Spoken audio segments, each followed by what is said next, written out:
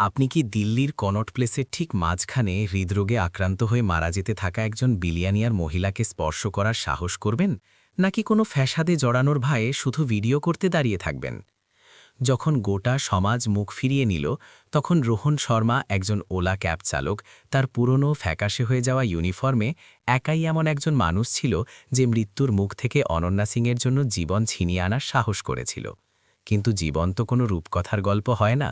সম্মান পাওয়ার বদলে তাকে হেড ডাক্তার বিক্রম রাঠোর ভুলভাবে প্রাথমিক চিকিৎসা দেওয়ার ঘৃণ্য অভিযোগে ফাঁসিয়ে দিল এবং কেবল নিজের ঈর্ষা ও নীচতার কারণে তার পুরো পরিবারকে ধ্বংসের কিনারায় ঠেলে দিল। ন্যায় কি সবসময় ধনী আর ক্ষমতাবানদের গোলাম হয়? এবং কেন আইসিইউতে যখন অনন্যার হৃৎস্পন্দন দ্বিতীয়বার থেমে গেল, তখন সেই জিনিয়াস ডাক্তার কাঁপতে কাঁপতে তার হাত থেকে অস্ত্রোপচারের ছুরি ফেলে দিতে বাধ্য হল এবং সেই ক্যাব চালকের সামনে হাঁটু গেড়ে বসতে বাধ্য হল, যাকে সে তুচ্ছ মনে করত? সেই মিথ্যে মেডিকেল রিপোর্টের পেছনে সত্যটা কী ছিল? এই গল্পটি শেষ পর্যন্ত দেখুন, সেই সবচেয়ে সন্তোষজনক পর্দাফাঁসের সাক্ষী হতে। দিল্লিতে শরৎকালের সন্ধ্যার রোদে এখন গ্রীষ্মের মতো ঝাঁজ আর ভাব ছিল না, কিন্তু কনট প্লেসের সন্ধ্যার ভিড়ে ডামার রাস্তা থেকে ওঠা তাপ আর হাজার হাজার মোটরসাইকেলের ধোঁয়া থেকে সেই রোদও যেন গলে যাচ্ছিল। পুরনো বিশাল গাছের মাঝখান দিয়ে ছেকে আসা সোনালি সন্ধ্যার আলো, যা মধুর মতো ঘন লাগছিল, মানুষের ভিড়ের ওপর পড়ছিল। এমন একটি রং যা কাব্যিকও ছিল আবার কঠোরও। গাড়ির হর্নের শব্দ, ইঞ্জিনের গর্জন আর একে অপরকে ডাকা মানুষের কণ্ঠস্বর মিলে রাজধানীর একটি বিশেষ কোলাহল সৃষ্টি করছিল। এমন একটি জায়গা যেখানে শান্তি কখনো কখনো রুজি রোজগারের সংগ্রামের মাঝে আটকে থাকা একটি দামি বস্তুতে পরিণত হতো। সেই মানব সমুদ্রে হারিয়ে গিয়েছিল রোহন শর্মা। ৩২ বছর বয়সী একজন মানুষ, যার চেহারায় কাঠিন্য ছিল কিন্তু শরীরে জোর ছিল। রোহন তার পুরনো মোটরসাইকেলে বসেছিল, এমন একটি বাইক যার রং আর স্টিকার প্রায় উঠে গিয়েছিল। যখনই তার ইঞ্জিন চালু হতো, তখন তার থেকে একজন বুড়ো মানুষের শুকনো কাশির মতো ঘর ঘরে আওয়াজ আসত। সে টেকনোলজি কোম্পানিগুলোর চালকদের নীল রঙের ইউনিফর্ম পরেছিল, কিন্তু সেই নীল রং তার কাঁধের ওপর থেকে ফ্যাকাশে হয়ে গিয়েছিল এবং কলারের জায়গায় জায়গায় ঘষে গিয়ে ফেটে গিয়েছিল। এই চিহ্নগুলি রোদ আর বৃষ্টিতে কাটানো অসংখ্য মাসের সাক্ষ্য দিচ্ছিল। রোহন তার হেলমেট খুলল, ঘামে ভেজা চুলে দ্রুত হাত বুলিয়ে নিল এবং চোখ ছোট করে সামনের ট্রাফিক জ্যাম দেখল। সে তার আশেপাশের মানুষের মতো বিরক্ত বা অস্থির ছিল না। তার কালো আর শান্ত চোখে একটি অদ্ভুত ধৈর্য ঝলকাত। এটা এমন একজন ব্যক্তির ধৈর্য ছিল যার অপেক্ষা করার, যাকে জীবন দ্বারা প্রান্তে ঠেলে দেওয়া হয়েছে, তার অভ্যেস হয়ে গিয়েছিল। রোহন তার পকেট থেকে একটি সমুচা বের করল, যা ততক্ষণে চাপটা হয়ে গিয়েছিল। এটা তার দেরিতে করা দুপুরের খাবার ছিল, বা হয়তো তাড়াতাড়ি করা রাতের খাবার। সে সেটা বড় আগ্রহ নিয়ে খেতে লাগল এবং কখনো কখনো রাস্তার ধারে চা বিক্রি করা বুড়ি আম্মাকে দেখে মুচকি হাসত, যখন তিনি তার হাত পাখা দিয়ে তার দিকে বাতাস করতেন। রোহনের জীবন ৫০ টাকার ছোট ছোট রাইড থেকে চলত, যা দিল্লির রাস্তায় পড়া তার ঘামের নোনতা ফোঁটা থেকে উপার্জন করা হতো। কিন্তু সে কখনো নিজেকে গরিব মনে করেনি।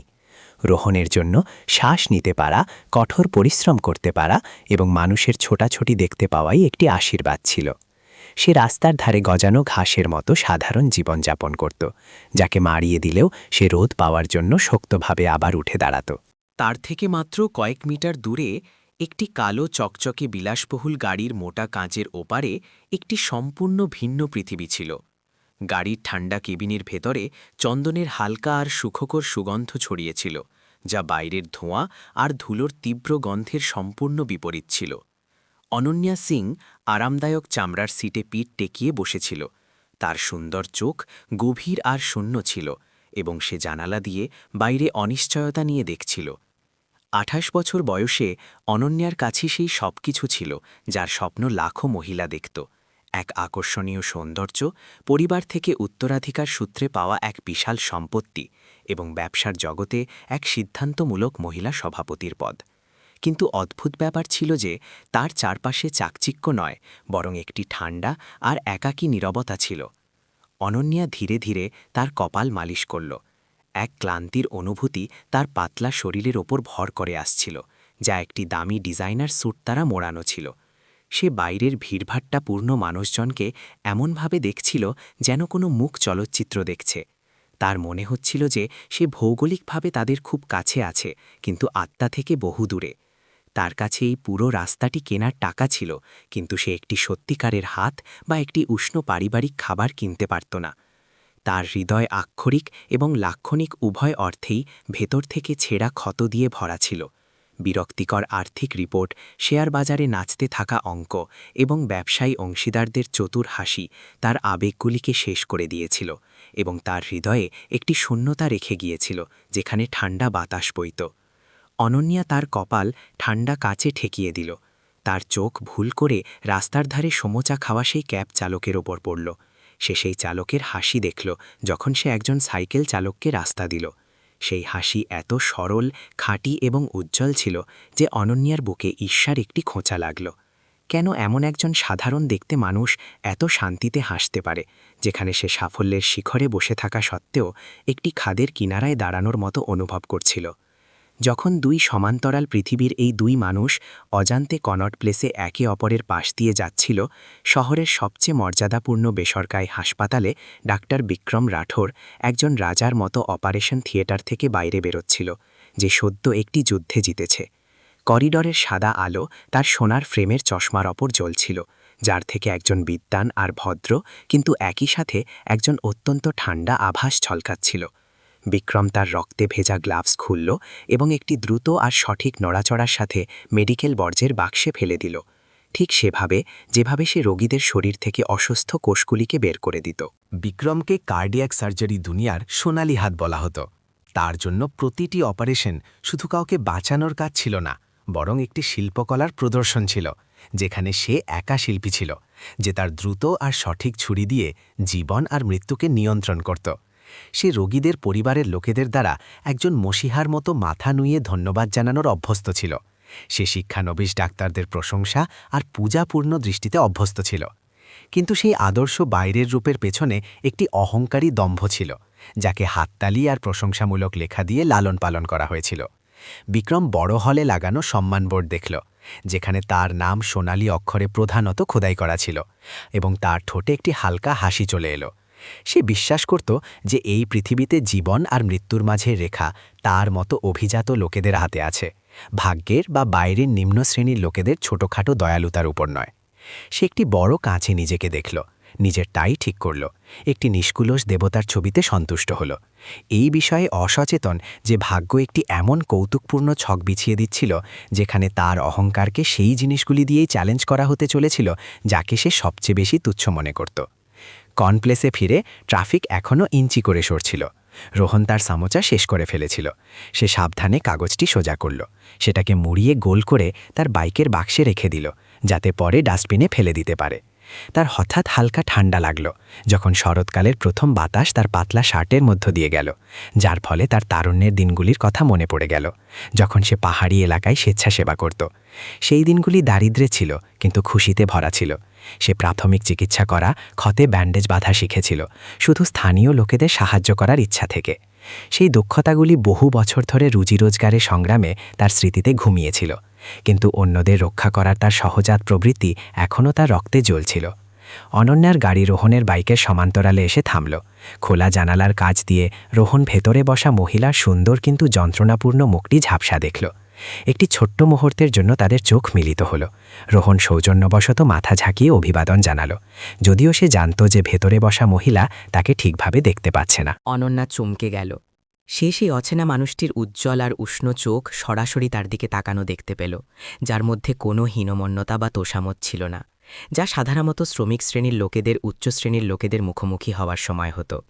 সেই দৃষ্টি একটি অদ্ভুত সূর্যের আলোর মতো ছিল, যা তার ভেতরের ঠান্ডা আর অন্ধকার অংশে পড়ল, যার ফলে তার হৃদয়, যা আগে থেকেই দুর্বল আর অনিয়মিতভাবে ধুকপুক করছিল, হঠাৎ জোরে সংকুচিত হল। এটা ঝড় আসার আগের শেষ শান্তি ছিল।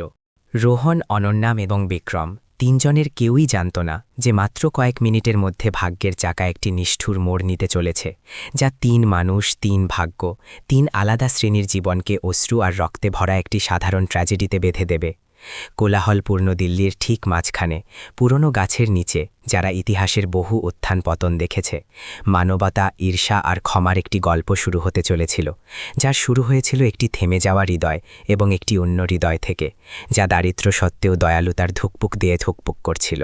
কনট প্লেসে ট্রাফিক কিছুটা এগিয়ে গেল এবং আবার সেখানেই থমকে গেল যখন চৌরাস্তার ট্রাফিক লাইট লাল হয়ে গেল। ধোঁয়া আর হর্নের শব্দে ভরা সেই পরিবেশে অনন্যার বিলাসবহুল গাড়িটি হঠাৎ অদ্ভুতভাবে আটসাট আর দমবন্ধ লাগতে লাগল, যদিও এয়ার কন্ডিশনিং সিস্টেম তখনও ঠান্ডা বাতাস ছুটছিল। একটি তীব্র ছুরির মতো ব্যথা তার বাম বুক চিরে গেল। অনন্যা চমকে উঠল। সে তার ফোন গাড়ির মেঝেতে ফেলে দিল এবং তার দুটো হাত দিয়ে দ্রুত তার বুক ধরে ফেলল।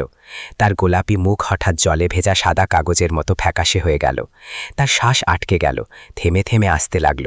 মনে হলো যেন কোনো বিশাল অদৃশ্য হাত তার হৃদয়কে নিংড়ে দিচ্ছে, তার ফুসফুস থেকে বাতাসের প্রতিটি কণা টেনে নিচ্ছে। বেঁচে থাকার সহজাত প্রবৃত্তি থেকে উৎপন্ন আতঙ্কে অনন্যা গাড়ির দরজা খোলার চেষ্টা করল। তার বাতাস চাইছিল, তার শ্বাস নিতে হতো। গাড়ির দরজা খুলে গেল, কিন্তু তার দামি হাইহিল পরা পা এখন তার শরীরের ভার নিতে পারছিল না। অনন্যা টলতে টলতে বাইরে বেরোল। তার হাত অনিশ্চিতভাবে বাতাসে উঠল এবং তারপর সে উত্তপ্ত ডামার রাস্তায় পড়ে গেল। জোরে পড়ার ফলে তার পরিপাটি করে সাজানো চুলগুলো এলোমেলো হয়ে গেল এবং তার ধীরে ধীরে নীল হতে থাকা মুখের ওপর ছড়িয়ে গেল। তার চোখের সামনে পৃথিবী অন্ধকার হয়ে গেল। শহরের কোলাহল হঠাৎ দূরে চলে গেল। কেবল তার হৃদয়ের ধীর থেমে থেমে আসা ধুকপুকানি অবশিষ্ট রইল এবং তারপর সেটাও নীরবতায় ডুবে গেল। এইসব এত দ্রুত ঘটল যে আশেপাশের ছোটাছুটি করা ভিড় এক মুহূর্তের জন্য থেমে গেল, কিন্তু সেই স্থবিরতা সাহায্যের জন্য এগিয়ে আসার জন্য ছিল না, বরং একটি ঠান্ডা আর ভয়াবহ দূরত্ব তৈরি করার জন্য ছিল। সেই অজ্ঞান মহিলার চারপাশে কৌতূহলী মানুষের একটি বৃত্ত দ্রুত তৈরি হল, কিন্তু কেউই সেই অদৃশ্য সীমানা অতিক্রম করার সাহস করল না। মনে হয় স্ট্রোক হয়েছে, বা হয়তো হিট স্ট্রোক। একটি কণ্ঠস্বর সন্দেহে ভরা হয়ে এলো। তাকে ছুঁয়ো না, এত দামি গাড়ি, ধনী মানুষ, যদি ছোঁয়ার ফলে কিছু হয়ে যায় তাহলে বাড়ি বিক্রি করেও ক্ষতিপূরণ দিতে পারবে না। একজন মধ্যবয়সী ব্যক্তি, যিনি তখনও তার মোটরসাইকেলের হ্যান্ডেল ধরেছিল, তার অভিজ্ঞ আর চতুর মুখ দিয়ে সতর্ক করল। সেই সতর্কতা ভিড়ের ওপর ঠান্ডা জলের মতো কাজ করল আর দয়ার সেই ছোট ছোট স্ফুলিঙ্গগুলিকে নিভিয়ে দিল, যা সবে মাত্র জ্বলে উঠেছিল। লোকেরা পিছিয়ে যেতে লাগল, নিজেদের জন্য একটি নিরাপদ দূরত্ব বজায় রাখতে লাগল। সাহায্যের জন্য বড় হাতের বদলে ডজনখানেক স্মার্টফোন বের করা হলো এবং ওপরে তোলা হলো। সেই কালো লেন্সগুলো অনন্যার দিকে এমনভাবে তাক করা হলো যেন তারা নির্জীব চোখ, যারা সোশ্যাল মিডিয়ার কৌতূহল শান্ত করার জন্য ভিডিও বানাচ্ছিল, ছবি তুলছিল, লাইভ স্ট্রিম করছিল। ফিসফিস আর কানাকানির আওয়াজ মৌমাছির ঝাঁকের মতো প্রতিধ্বনিত হচ্ছিল, নিষ্ঠুর আর সংবেদনহীন। তারা তাকে একটি অদ্ভুত প্রাণী হিসেবে দেখছিল, একটি ট্রাফিক দুর্ঘটনার মতো, নাকি এমন একজন মানুষ হিসেবে যে মৃত্যুর কিনারায় হাঁপাচ্ছিল। ধন সম্পদের ট্যাগ অজান্তে একটি দেওয়ালে পরিণত হলো, যা অনন্যাকে বিশাল ভিড়ের মাঝে আলাদা করে দিল, যার ফলে সে তার জীবনের শেষ মুহূর্তগুলিতে আগে থেকে আরও বেশি একা হয়ে গেল। রোহন তার বাইক স্টার্ট করে ট্রাফিকের মাঝখান দিয়ে বেরোনোর ঠিক মুখেই ছিল যে সামনের কোলাহল তাকে থামিয়ে দিল। সে তার পায়ের আঙ্গুলের উপর দাঁড়িয়ে ভিড়ের উপর দিয়ে দেখল এবং সাথে সাথে সেই মহিলাকে চিনতে পারল, যে কিছুক্ষণ আগে সেই বিলাসবহুল গাড়িতে বসেছিল। সে সেখানে পড়েছিল, নোংরা রাস্তায় অজ্ঞান, তার দামি স্যুট ধুলোয় মাখা ছিল। রাস্তায় কাটানো বছরগুলোর অভিজ্ঞতা এবং স্বেচ্ছাসেবার দিনের প্রাথমিক চিকিৎসার জ্ঞান রোহনকে সঙ্গে সঙ্গে পরিস্থিতির গুরুত্ব উপলব্ধি করালো। শোয়ার ভঙ্গি, ত্বকের নীল হয়ে যাওয়া, বুকের নড়াচড়া না হওয়া। রোহনের মেরুদণ্ডে একটি বিদ্যুতের মতো অনুভূতি হলো, কিন্তু সাথে সাথে একটি অদৃশ্য ভয় তার পা ধরে ফেলল। সে শুধু একজন ক্যাব চালক ছিল, যার পকেটে কিছু টাকা ছিল এবং সে উচ্চ শ্রেণীর পৃথিবীর ছিল। ভালো কাজ করতে গিয়ে সমস্যায় পড়া, কাউকে বাঁচানো এবং তারপর পরিবারের লোকেদের দ্বারা দোষী সাব্যস্ত হওয়া, পুলিশ দ্বারা বারবার ডাকা হওয়া এবং এমনকি ক্ষতিপূরণ দিতে বাধ্য হওয়ার গল্পগুলি তার মস্তিষ্কে ভূতের মতো ঘুরতে লাগল। সে তার পুরনো মোটরসাইকেল দেখল, যা তার পরিবারের রুজি রোজগারের একমাত্র উপায় ছিল, এবং তারপর সেই ভিড় দেখল যারা নির্মমভাবে ভিডিও বানাচ্ছিল। যদি সে লাফিয়ে পড়ে এবং তাকে বাঁচাতে না পারে, তাহলে কি তারা তার দিকে আঙুল তুলবে? কি সে কাল শান্তিতে নিজের ক্যাব চালিয়ে রুজি রোজগার করতে পারবে? একজন নিম্ন শ্রেণীর মানুষের দ্বিধা রোহনের হাতকে হ্যান্ডেলের ওপর এত শক্তভাবে চেপে ধরল যে তার আঙুলের কাঠ সাদা হয়ে গেল। কিন্তু তারপর রোহনের নজর অনন্যার হাতের ওপর পড়ল, যা গরম ডামার রাস্তায় নির্জীব পড়েছিল। সেই হাত এত দুর্বল আর অসহায় লাগছিল, যেন হতাশায় সাহায্য চাইছে। বহু বছর আগের সেই বুড়ো ডাক্তারের ছবি তার মস্তিষ্কে ঝলসে উঠল। তাদের কথা তার কানে প্রতিধ্বনিত হতে লাগল। মানুষের প্রাণ সবার ওপরে রোহন। যখন কাউকে ডুবে যেতে দেখো তখন কখনো লাভ লোকসান ভেবো না, জাহান্নামে যাক সব। রোহন তার গলা দিয়ে গর্জন করল এবং তার সব ছোটখাটো ভয়কে দূরে ছুড়ে দিল। সে তার মোটরসাইকেলকে রাস্তার ঠিক মাঝখানে স্ট্যান্ডে দাঁড় করালো। পেছন থেকে বাজতে থাকা হর্নের তোয়াক্কা না করে রোহন তার হেলমেট খুলল এবং কৌতূহলী মানুষের বৃত্তকে চিরে একটি তীরের মতো এগিয়ে গেল। সরো সবাই, পিছিয়ে যাও, তাকে শ্বাস নিতে দাও। রোহনের চিৎকার প্রতিধ্বনিত হল, কর্কশ কিন্তু এত শক্তিশালী যে ভিড় চমকে গিয়ে 2 ভাগে বিভক্ত হয়ে গেল। রোহন অনন্যার পাশে হাঁটু গেলে বসল। কনাট প্লেসের রাস্তা তাওয়ার মতো গরম ছিল এবং গরম তার মুখে বাষ্পের মতো লাগছিল। সে তার কান তার বাম বুকের ওপর রাখল। তার চোখ তার বুকের ওপর স্থির ছিল। হৃৎস্পন্দন ছিল না, শ্বাস নেওয়ার কোনো লক্ষণ ছিল না। হৃদয় থেমে গিয়েছিল। পরিস্থিতি অত্যন্ত গুরুতর ছিল। প্রতিটি অতিবাহিত সেকেন্ড তার বেঁচে থাকার সম্ভাবনাকে আরও কিছুটা কমিয়ে দিচ্ছিল। ম্যাডাম, ও ম্যাডাম! রোহন অনন্যার গাল জোরে থাপ্পড় মারল। তার কণ্ঠস্বর কাঁপছিল। কোনো প্রতিক্রিয়া হল না। 1 সেকেন্ডও নষ্ট না করে রোহন দ্রুত অনন্যার ভঙ্গি সোজা করল। সে তার 10টি আঙুলকে একে অপরের মধ্যে ভাসাল। তার হাতের তালুর নিচের অংশ তার বুকের মাঝখানে, উরস্থির ঠিক উপরে রাখল। সে তার শরীরকে এগিয়ে দিল। তার পুরো শরীরের ওজন তার সোজা বাহুর উপর দিল এবং বুক চাপতে শুরু করল। 1, 2, 3, 4 রোহন মনে মনে গণনা করছিল। তার রোদ আর বাতাসে কঠোর হয়ে যাওয়া হাত সেই অচেনা মহিলার বুকে জোরে চাপ দিল। প্রতিটি চাপ সিদ্ধান্তমূলক, গভীর এবং শক্তিশালী ছিল। ঠিক সেই কৌশল যা সে বহু বছর আগে প্লাস্টিকের মডেলের ওপর শত শতবার অনুশীলন করেছিল। ঘাম রোহনের কপাল থেকে ঝরতে লাগল এবং অনন্যার ফ্যাকাশে মুখে টপকে পড়ল। কেউ 102-তে ফোন করো, তাড়াতাড়ি করো! রোহন মাথা না তুলে চিৎকার করল। তার চোখ তখনও সেই মেয়েটির মুখের ওপর স্থির ছিল।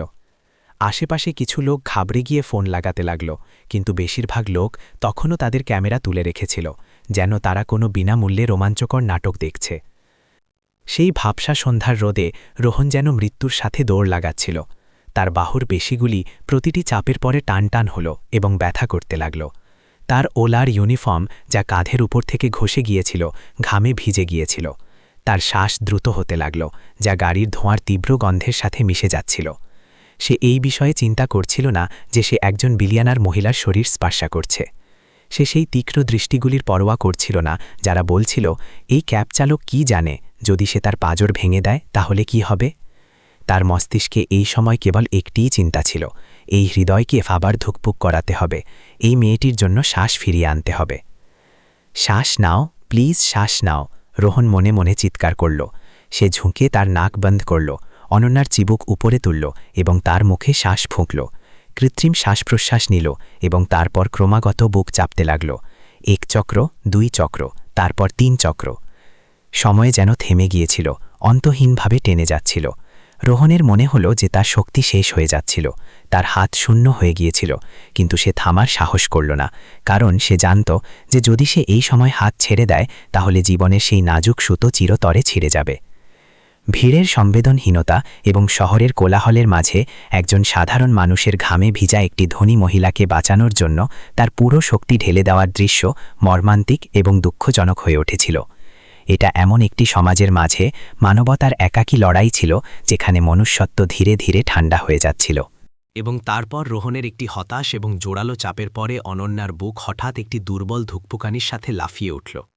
তার গলা থেকে একটি শুকনো কাশির আওয়াজ বেরোল, যা সেই মারাত্মক নীরবতাকে ভেঙে দিল। সেই শুকনো কাশির আওয়াজ কনট প্লেসের মাঝখানে একটি অলৌকিক ঘটনার মতো প্রতিধ্বনিত হল, যা মৃত্যুর সেই কালো পর্দাটিকে চিরে দিল, যা নিচে নেমে আসছিল। অনন্যার বুক, যা কিছুক্ষণ ধরে শান্ত ছিল, এখন আবার নড়তে লাগল, যদিও শ্বাস এখনও খুব অগভীর এবং থেমে থেমে আসছিল, যেন বাতাসে মিটমিট করা একটি প্রদীপ। তার চোখ দুর্বলভাবে খুলল, অনিশ্চিতভাবে, এর আগে যে সে তার আশেপাশের বিশ্বকে বুঝতে পারত। অজ্ঞানতা তাকে ক্লান্তির গভীর ঘুমে টেনে নিল, কিন্তু সে জীবিত ছিল। গরম রক্ত আবার তার শিরায় প্রবাহিত হতে লাগল। তার ঠোঁট থেকে সেই ভয়াবহ নীল রঙকে দূরে সরিয়ে দিল। রোহন পিছনের দিকে পড়ে বসে গেল। তার 2 হাত গরম ডামার রাস্তায় ঠেকেছিল, যাতে সে তার ক্লান্ত শরীরকে ধরে রাখতে পারে। এখন যখন তার রক্তে অ্যাড্রেনালিন কমে গেল, তখন কাঁপুনির একটি ঢেউ তার ওপর ভর করে আসতে লাগল। ঘামের ফোঁটা তার পিঠে বইতে লাগল, তার ফ্যাকাশে নীল শার্টকে ভিজিয়ে দিল এবং তার ছেঁড়া জুতোগুলো ডগায় টপকে পড়ল। সে একটি গভীর শ্বাস ছাড়ল। তার বুক জোরে জোরে ধুকপুক করছিল। এমন মনে হচ্ছিল যেন সে নিজে মৃত্যুর কবল থেকে একটি প্রাণ ফিরিয়ে আনার জন্য একটি অন্তহীন দৌড় দিয়েছে। আশেপাশের ভিড়ের মধ্যে বিস্ময় আর প্রশংসার আওয়াজ প্রতিধ্বনিত হল। যে ফোনগুলি প্রথমে একটি ট্র্যাজেডির অপেক্ষা করছিল, তারা অজান্তে একজন সাধারণ মানুষের সবচেয়ে বীরত্বপূর্ণ মুহূর্তটিকে ক্যামেরাবন্দি করে ফেলেছিল। 102 অ্যাম্বুলেন্সের সাইরেন প্রতিধ্বনিত হল, যা শহরের কোলাহলকে চিরে দিল। লাল ক্রস দেওয়া সাদা গাড়ি দ্রুত এলো এবং ঘটনাস্থলের ঠিক পাশে থামল। পেশাদার ইউনিফর্মে মেডিকেল স্টাফ দ্রুত নিচে নেমে এবং স্ট্রেচারকে ভেতরে ঠেলে দিল। তারা পেশাদারভাবে এবং দ্রুত কাজ করল। রোহন ক্র্যাক পাশে ঠেলে দিল। সে পিছিয়ে গিয়ে ভিড়ে হারিয়ে গেল। সমাজের প্রান্তে একজন নামহীন ক্যাব চালকের নিজের সঠিক জায়গায় ফিরে এলো। অ্যাম্বুলেন্সের দরজা বন্ধ হতে এবং সাইরেন বাজাতে বাজাতে হাসপাতালের দিকে দ্রুত যেতে দেখে রোহন ধীরে ধীরে তার কপালে হাত বুলিয়ে দিল, যার ফলে একটি চটচটে নোংরা দাগ রয়ে গেল। তারপর সে চুপচাপ তার মোটরসাইকেলের কাছে ফিরে গেল এবং তাকে তুলল। সে ধন্যবাদ পাওয়ার আশা করেনি, না কোনো পুরস্কারের আকাঙ্ক্ষা ছিল। তার জন্য সেই মেয়েটির শ্বাস নেওয়াটাই তার বিবেকের জন্য সবচেয়ে বড় পুরস্কার ছিল। কিন্তু রোহন জানত না যে এই ডিজিটাল যুগে তার কাজ এখন কনট প্লেসের একটি কোণের রহস্য হয়ে নেই। অ্যাম্বুলেন্স চলে যাবার কয়েক মিনিটের মধ্যেই সোশ্যাল মিডিয়া একটি ঝড়ের মতো ফেটে পড়ল। একটি পুরনো ওলা শার্ট পরা, ঘামে ভেজা একজন ধনী মহিলার জন্য ক্রমাগত বুক চাপতে থাকা একজন যুবকের ভিডিও ক্লিপ জঙ্গলের আগুনের মতো ছড়িয়ে গেল। কেপ ছাড়া হিরো, আসল জীবনে অলৌকিক, দিল্লিতে মনুষ্যত্ব এখনও জীবিত আছে, এর মতো আবেগপূর্ণ স্ট্যাটাস নিউজ ফিডে ভরে গেল। হাজার হাজার শেয়ার, লাখ লাখ লাইক আর কমেন্ট রোহনকে আকাশে তুলে দিল। লোকেরা প্রতিটি ফ্রেমকে মনোযোগ দিয়ে দেখল, তার সঠিক বুক চাপার কৌশল, তার সিদ্ধান্তমূলক ভঙ্গি এবং তার দৃঢ় চোখের প্রশংসা করল। এমন একটি সমাজে যা ভালো গল্পের জন্য তৃষ্ণার্ত ছিল, রোহন হঠাৎ একটি প্রতীক হয়ে গেল, একজন রাস্তার হিরো যাকে প্রশংসা করা হচ্ছিল, যে আশেপাশে দাঁড়ানো উদাসীন ভিড়ের সম্পূর্ণ বিপরীত ছিল। যখন মিডিয়ার ঝড় ভার্চুয়াল জগতে চলছিল, আন্তর্জাতিক মাল্টিস্পেশালিটি হাসপাতালে যেখানে অনন্যাকে আনা হয়েছিল, সেখানে আরেকটি গোপন ঝড় শুরু হচ্ছিল, কিন্তু এটা খুব ঠান্ডা আর নিষ্ঠুর ছিল। অ্যাম্বুলেন্স জরুরি প্রবেশদ্বারে থামল এবং ডাক্তার ও নার্সরা দ্রুত স্ট্রেচারকে সাদা জীবাণুনাশকের গন্ধযুক্ত করিডর দিয়ে ঠেলে নিয়ে গেল। এই বিশেষ মামলাটি সামলানোর জন্য সবার আগে ছিলেন ডক্টর বিক্রম রাঠোর, কার্ডিওলজি বিভাগের প্রধান, হাসপাতালের সবচেয়ে উজ্জ্বল তারকা। বিক্রম দ্রুত হাঁটছিলেন, তার সাদা কোট উঠছিল, যার থেকে অধিকার আর অহংকারের অনুভূতি ঝলকছিল। যখন সে জানতে পারল যে রোগী অনন্যা সিং একজন তরুণী বিলিয়নিয়ার, একটি বড় গোষ্ঠীর উত্তরাধিকারী, তখন বিক্রমের সোনার ফ্রেমের চশমার পেছনের চোখে একটি চতুরতার ঝলক এলো। এটা শুধু একটি রোগীর মামলা ছিল না, এটা তার প্রতিপত্তি আর অবস্থানকে মজবুত করার একটি সোনালী সুযোগ ছিল। বিক্রম দ্রুত রোগীকে সামলালেন, সিদ্ধান্তমূলক আদেশ দিলেন এবং সবচেয়ে আধুনিক চিকিৎসা সরঞ্জামগুলিতে দক্ষতার সাথে কাজ করলেন। অনন্যার সব গুরুত্বপূর্ণ লক্ষণ ধীরে ধীরে দামি মেশিন এবং বিক্রমী সোনালী হাতের নিয়ন্ত্রণে স্থিতিশীল হল। অনন্যাকে নিবিড় পরিচর্যা ইউনিটে স্থানান্তরিত করার পরে বিক্রম বাইরে এলেন।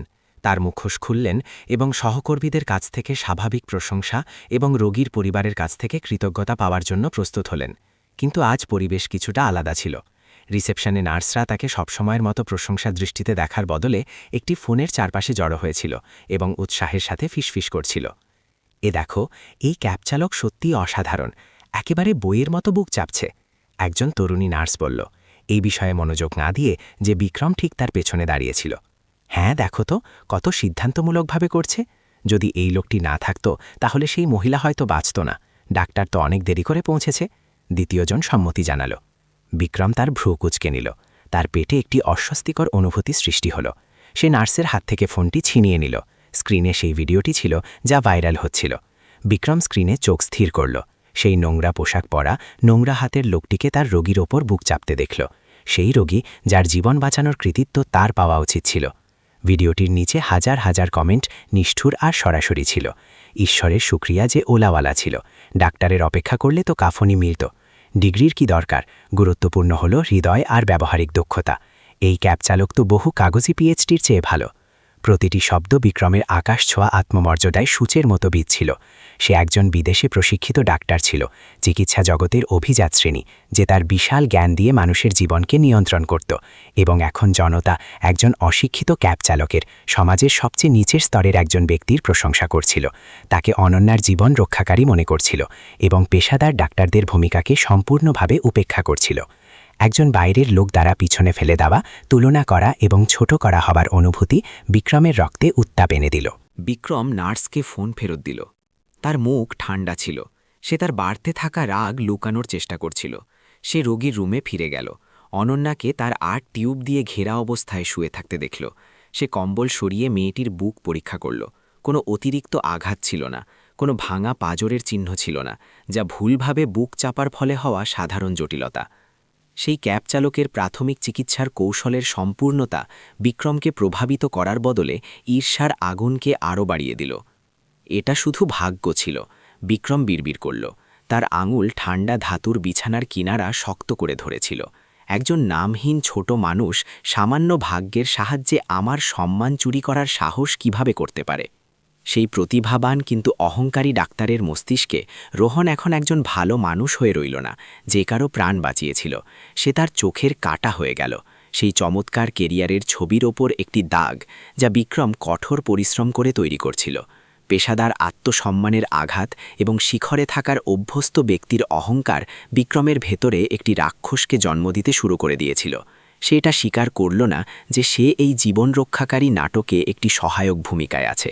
তাকে একমাত্র নায়ক হতে হতো, একমাত্র মসিহা, এবং এমন করার জন্য সেই ক্যাব চালকের আভা যে কোনো মূল্যে নিভিয়ে দিতে হবে। হাসপাতালের জানালার বাইরে রাত নেমে এসেছিল, যা শহরকে গ্রাস করে নিয়েছিল। রাস্তার হলুদ আলো বিক্রমের চিন্তামুখ মুখে পড়ছিল, যা অর্ধেক আলো এবং অর্ধেক অন্ধকারে ছিল, যা একটি অসম লড়াইয়ের শুরুর ইঙ্গিত দিচ্ছিল। এটা নগ্ন সত্য এবং চিকিৎসা নীতির নামে মোড়ানো ষড়যন্ত্রের মাঝের লড়াই ছিল। 2 দিন পরে, যখন মিডিয়া রাস্তার হিরোর প্রশংসা করছিল, রোহনকে সেই হাসপাতাল থেকে একটি ফোন এলো যেখানে অনন্যার চিকিৎসা চলছিল। এটা ধন্যবাদপত্র বা প্রশংসাপত্র পাওয়ার আমন্ত্রণ ছিল না, যেমন তার সঙ্গী ক্যাব চালক বন্ধুরা অনুমান করছিল, বরং একটি সংক্ষিপ্ত, ঠান্ডা এবং সম্পূর্ণ প্রশাসনিক অনুরোধ ছিল। দয়া করে ঘটনাস্থলে প্রাথমিক চিকিৎসা প্রক্রিয়া স্পষ্ট করার জন্য হাসপাতালের আইনি বিভাগে আসুন। অপারেটরের কণ্ঠস্বর এত স্পষ্ট এবং আবেগহীন ছিল, যেন সে প্রোগ্রাম করা হয়েছে, যার ফলে রোহনের হৃদয়ে জন্মাতে থাকা খুশি হঠাৎ ঠান্ডা হয়ে গেল এবং তার জায়গায় একটি অস্পষ্ট অস্থিরতা এসে গেল।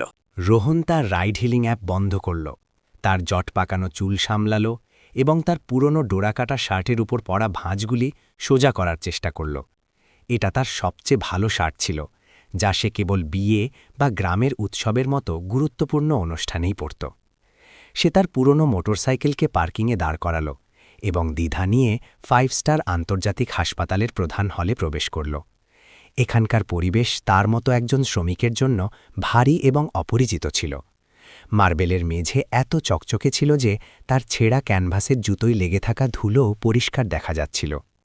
লেমনগ্রাস এসেনশিয়াল অয়েলের সুখকর গন্ধ ছিল, কিন্তু এটা সাদা দেয়াল আর আধুনিক ধাতুর মেশিন থেকে বেরোনো ঠান্ডাকে দমন করতে পারছিল না। রোহনের মনে হল যেন সে একটি চমৎকার প্রাসাদে উড়ে আসা একটি ধূলিকণা, ছোট এবং অপ্রয়োজনীয়। যে বৈঠক কক্ষে তাকে ডাকা হয়েছিল সেটা 3য় তলায় প্রশাসনিক বিভাগের শেষে ছিল, যা ক্লিনিক এলাকার কোলাহল থেকে সম্পূর্ণ আলাদা ছিল। যখন রোহন দ্বিধা নিয়ে দরজা নক করল এবং ভেতরে পা রাখল, তখন এয়ার কন্ডিশনার থেকে বেরোনো ঠান্ডা বাতাস তাকে কাঁপিয়ে দিল। ভেতরে একটি লম্বা ডিম্বাকৃতির টেবিল পুরো ঘরকে ঘিরে রেখেছিল। চারপাশে 3-4 জন লোক সাদা কোট এবং টাই পরা গম্ভীর চেহারার মানুষ বসেছিল। প্রধান চেয়ারের ঠিক মাঝখানে ডাক্তার বিক্রম রাঠোর বসেছিল। তার অভিজ্ঞতা এমন ছিল যেন সে একজন বিচারক আর রোহন একজন অভিযুক্ত। হালকা নীল রঙের মেডিকেল ইউনিফর্মে বসেছিল। তারা কথা বলা বন্ধ করল এবং একযোগে তার দিকে তাকাল। তাদের চোখে স্বাগত জানানো ছিল না, বরং মাথা থেকে পা পর্যন্ত একটি তদন্ত ছিল, যেন তারা কোনো অদ্ভুত নমুনার মূল্যায়ন করছিল, যাকে এইমাত্র গবেষণাগারে আনা হয়েছে। আপনি রোহন শর্মা, যিনি রোগী অনন্যা সিংকে প্রাথমিক চিকিৎসা দিয়েছিলেন? একটি মোটা কালো ফ্রেমের চশমা পরা মধ্যবয়সী মহিলা বলল। তার তীক্ষ্ণ কণ্ঠস্বর নীরব ঘরে প্রতিধ্বনি হল। হ্যাঁ, আমি। রোহন ধীরে ধীরে উত্তর দিল, তার দুটো হাত উদ্বেগে একে অপরের সাথে জড়ানো ছিল। সে বুঝতে পারছিল না যে সেগুলোকে কোথায় রাখবে। সে নির্দেশিত চেয়ারে বসে গেল। সেই বুদ্ধিজীবীদের সামনে এমন অনুভব করছিল যেন কোনো অপরাধী কাঠগড়ায় বসে আছে। ঘরের বাতাস ভারী হয়ে গেল। কোণে বসা একজন যুবতী নার্স ধীরে ধীরে তার নাক কুচকাল এবং তার হাতকে তার মুখের সামনে হালকাভাবে নাড়াল, যেন সে রোদ, বাতাস, পেট্রোল এবং ঘামের সেই বিশেষ গন্ধকে দূরে সরিয়ে দিতে চাইছে। যদিও সে আসার আগে ভালো করে গোসল করেছিল। সেই ছোট সূক্ষ্ম কাজটি রোহনের চোখ এড়াল না। এটা তার আত্মমর্যাদায় একটি সূঁচের মতো বিঁধল, যার ফলে তার মুখ লজ্জা আর অপমানে গরম হয়ে গেল। তাদের চোখে সে কোনো নায়ক ছিল না। সে ছিল কেবল একজন অভদ্র বহিরাগত, যে চিকিৎসার পবিত্র স্থানে পা রাখার সাহস করেছিল। ঘরের দরজা খুলল এবং ডাক্তার বিক্রম রাঠোর ভেতরে এলেন, সেই মর্যাদাপূর্ণ আত্মবিশ্বাসী ভঙ্গি। তার সাদা নিষ্কলুষ কোটের নিচে একটি পুরোপুরি সেলাই করা স্যুট ছিল। বিক্রমের আসার সাথে সাথে ঘরের পরিবেশ আরও কিছুটা গম্ভীর হয়ে গেল। সকল কর্মচারী সম্মান সহকারে মাথা ঝুঁকাল। বিক্রম হাসল, একটি মানক সামাজিক হাসি, কিন্তু তার চশমার পেছনের চোখগুলি নিষ্ঠুরতার সীমা পর্যন্ত ঠান্ডা ছিল। সে প্রধান চেয়ারে বসে গেল এবং তার সামনে রাখা মোটা মেডিকেল ফাইলটি ধীরে ধীরে উল্টাতে লাগল। ইচ্ছাকৃতভাবে নীরবতাকে দীর্ঘায়িত করছিল, যাতে রোহনের ওপর মনস্তাত্ত্বিক চাপ পড়ে। মিস্টার রোহন, বিক্রম শুরু করল। তার কণ্ঠস্বর গভীর আর সংযত ছিল, কিন্তু প্রতিটি শব্দ একটি অস্ত্রবাজারে ছুরির মতো তীক্ষ্ণ ছিল। প্রথমে, হাসপাতাল এবং রোগীর পরিবারের পক্ষ থেকে আমি আপনার তৎপরতার প্রশংসা করি। কারো জীবন বাঁচানোর জন্য নিজেকে ঝুঁকিতে ফেলা খুবই প্রশংসনীয়। সমাজে আপনার মতো মানুষের প্রয়োজন। রোহন স্বস্তির নিঃশ্বাস ফেলল এবং ধন্যবাদ বলার জন্য মুখ খুলতে যাচ্ছিল, যে বিক্রম হাত তুলে তাকে থামিয়ে দিল। তবে বিক্রম এই দুটি শব্দের ওপর জোর দিল। তার সুর বিজনভকভাবে ধীর হয়ে গেল। চিকিৎসা একটি একেবারে সঠিক বিজ্ঞান। এতে অনুমান বা অন্ধ উৎসাহের জন্য কোনো জায়গা নেই। আমরা আপনাকে এখানে কাউকে শাস্তি দেওয়ার জন্য ডাকিনি, বরং আপনার প্রাথমিক চিকিৎসা পদ্ধতিতে কিছু পেশাদার বিষয় স্পষ্ট করার জন্য ডেকেছি, কারণ এর পরিণতি খুব গুরুতর হতে পারে।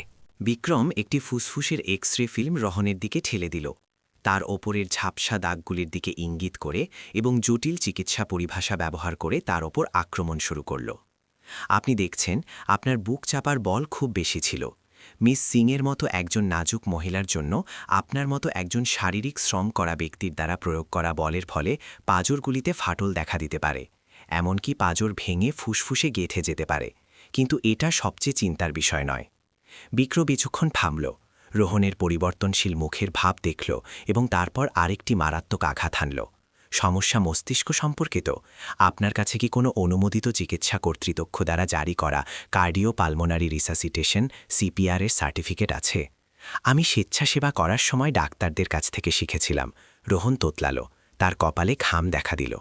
দেখে শেখা এবং বিধিসম্মতভাবে প্রশিক্ষিত হওয়া দুটি সম্পূর্ণ আলাদা ধারণা, মিস্টার রোহন। বিক্রম তাকে মাঝপথে থামিয়ে দিল। তার সব গম্ভীর হয়ে গেল। যখন আপনি বুক চাপেন, যদি কম্পাঙ্ক অসম হয় বা হাত রাখার অবস্থান কয়েক সেন্টিমিটারও ভুল হয়, তাহলে মস্তিষ্কে পাম্প হওয়া রক্তের পরিমাণ অপর্যাপ্ত হবে এবং আপনি জানেন মস্তিষ্কের কোষগুলি অক্সিজেনের অভাবে কয়েক মিনিটের মধ্যেই স্থায়ীভাবে মারা যায়। রোগী জীবিত থাকতে পারে, হৃদয় আবার ধুকপুক করতে পারে, কিন্তু যদি মস্তিষ্ক ক্ষতিগ্রস্ত হয় তবে সে জীবনভর উদ্ভিদের মতো অবস্থায় থাকতে পারে বা তার স্মৃতি, তার চলাফেরার ক্ষমতা হারাতে পারে। বিক্রমের কথাগুলি রোহনের মাথায় হাজার হাজার কিলোর পাথরের মতো পড়ল। সে স্তব্ধ ছিল। সে এই বিষয়গুলি নিয়ে কখনো ভাবেনি। সেই মুহূর্তে সে কেবল তার সহজাত প্রবৃত্তি এবং যা কিছু তার মনে ছিল সেই অনুযায়ী তাকে বাঁচানোর জন্য ঝাঁপিয়ে পড়েছিল। তার মনে ছিল যে সে খুব সাবধানে এবং মনোযোগ দিয়ে করেছিল, কিন্তু এখন সেই বিভাগীয় প্রধানের বৈজ্ঞানিক এবং অধিকারপূর্ণ বিশ্লেষণের সামনে রোহনের বিশ্বাস মারাত্মকভাবে টলে গেল। উৎসাহ ভালো, কিন্তু অজ্ঞানতার সাথে উৎসাহ কখনো কখনো ধ্বংসাত্মক হয়ে ওঠে। আপনি আমার মানে বুঝতে পারছেন, তাই না? বিক্রম তার কণ্ঠস্বর নিচু করে দিল এবং একটি হালকা কিন্তু অত্যন্ত ক্ষতিকারক বক্তব্যের সাথে কথা শেষ করল। আপাতত রোগী জ্ঞান ফিরে পেয়েছে, কিন্তু আমরা কোনো নিউরোলজিক্যাল সিকুয়েলে পরবর্তী প্রভাবের জন্য কঠোর নজর রাখছি। যদি কিছু ভুল হয় তবে আমার আশঙ্কা আইনি দায়িত্ব খুব জটিল হয়ে যাবে। জনতা আজ আপনার জয় জয়কার করছে, কিন্তু যদি কাল তিনি ভুল প্রাথমিক চিকিৎসার কারণে বিছানায় পড়ে থাকেন তাহলে তারা সঙ্গে সঙ্গে আপনার কাছ থেকে মুখ ফিরিয়ে নিয়ে আপনার সমালোচনা করবে। এটা একটি দুইধারী তলোয়ার। রোহন চেয়ারে নির্জীব বসে রইল। তার হাঁটুর ওপর রাখা শক্ত হাতগুলি হঠাৎ কাঁপতে লাগল। সে তার হাতগুলির দিকে তাকাল, সেই হাত যার ওপর সে গতকাল পর্যন্ত গর্ব করত যে তারা কারো জীবন বাঁচিয়েছে। এখন বিক্রমের কথার অধীনে তারা হঠাৎ আনাড়ি মোটা হাতে পরিণত হল, যার মধ্যে কারো প্রাণ নেওয়ার ক্ষমতা ছিল। একটি ভয় রোহনকে জাপটে ধরল। তার ভয় হল যে সে কিছু ভুল করে ফেলেছে। তার ভয় হল যে তার ভালো করা একটি যুবতী মেয়ের জীবন নষ্ট করার কারণ হয়ে দাঁড়িয়েছে। রাস্তায় অজ্ঞান পড়ে থাকা অনন্যার ছবি তার সামনে চলে এলো, কিন্তু এখন তাতে উদ্ধারের রং ছিল না, বরং সেই অদৃশ্য খারাপ প্রভাবগুলির ভয়ের ছায়া ছিল যা সে হয়তো তৈরি করে ফেলেছে। ঘরের বাতাস এত ঘন হয়ে গিয়েছিল যে রোহন শ্বাস নিতে পারছিল না। আশেপাশের নার্সদের চোখ এখন বিষাক্ত তীরের মতো লাগছিল। আমি আগেই বলেছিলাম সে কিছু জানে না, ভাবত যে সে হিরো, বেরোলো তো বিপদের কারণ। এই না বলা ফিসফিসানি রোহনের মস্তিষ্কে প্রতিধ্বনিত হচ্ছিল। আপনি যেতে পারেন। বিক্রম ফাইলটি বন্ধ করল এবং বৈঠকটি দ্রুত শেষ করল। যদি প্রয়োজন হয় আমরা আপনার সাথে যোগাযোগ করব। আশা করি আপনি বুঝবেন যে মানুষকে বাঁচানো ডাক্তারদের কাজ, সেই লোকেদের যাদের কাছে দক্ষতা আছে। পরের বার যদি এমন পরিস্থিতির মুখোমুখি হতে হয় তবে পদক্ষেপ নেওয়ার আগে সাবধানে ভাববেন। রোহন দাঁড়াল। তার পা এত ভারী ছিল যেন সীসা দিয়ে বাঁধা। সে ধীরে করে নমস্কার বলল এবং ঘর থেকে বাইরে বেরিয়ে গেল। তার পিঠ এমনভাবে ঝুঁকেছিল যেন সে তার বিবেকের পুরো আদালতের বোঝা বহন করছে।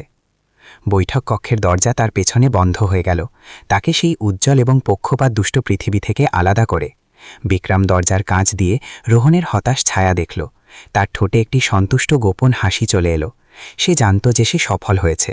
তাকে আইন বা বল ব্যবহার করার প্রয়োজন ছিল না, শুধু একজন গরিব মানুষের মনস্তত্ত্ব তার হীনমন্যতার ওপর আঘাত করা ছিল। সে নায়কের বিবেকের মধ্যেই সন্দেহের বীজ বপন করে দিয়েছিল।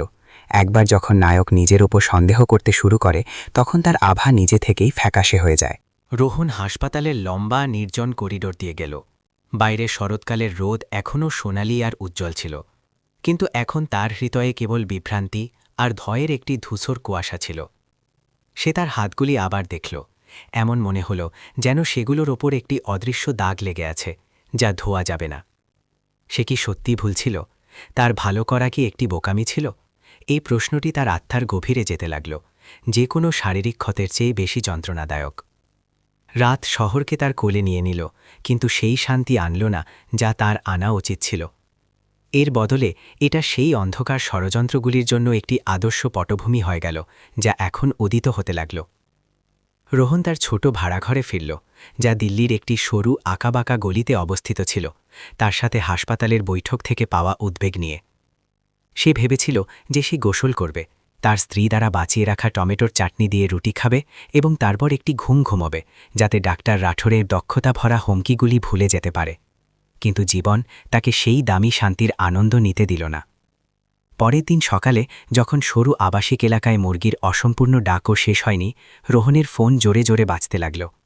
এটা পরিচিত অ্যালার্মের ঘণ্টা ছিল না, বরং সোশ্যাল মিডিয়া থেকে আসা তথ্যের বন্যা ছিল। রোহন তার চোখ ছোট করে ভাঙা স্ক্রিনের ফোনটি তুলল এবং তার চোখ একটি বিখ্যাত গসিপ নিউজ ওয়েবসাইটে একটি লাল চাঞ্চল্যকর শিরোনামের ওপর পড়ল। বিলিয়নিয়ারকে বাঁচানোর পেছনের পালও সত্য, একজন আকস্মিক হিরো নাকি ভাগ্য বদলানোর একটি আদর্শ নাটক? রোহনের বুক থক করে উঠল। সে কাঁপতে কাঁপতে নিবন্ধটিতে ক্লিক করল এবং প্রতিটি অক্ষর তার সম্মানের ওপর সরাসরি আঘাত করা ছুরির মতো সামনে এলো।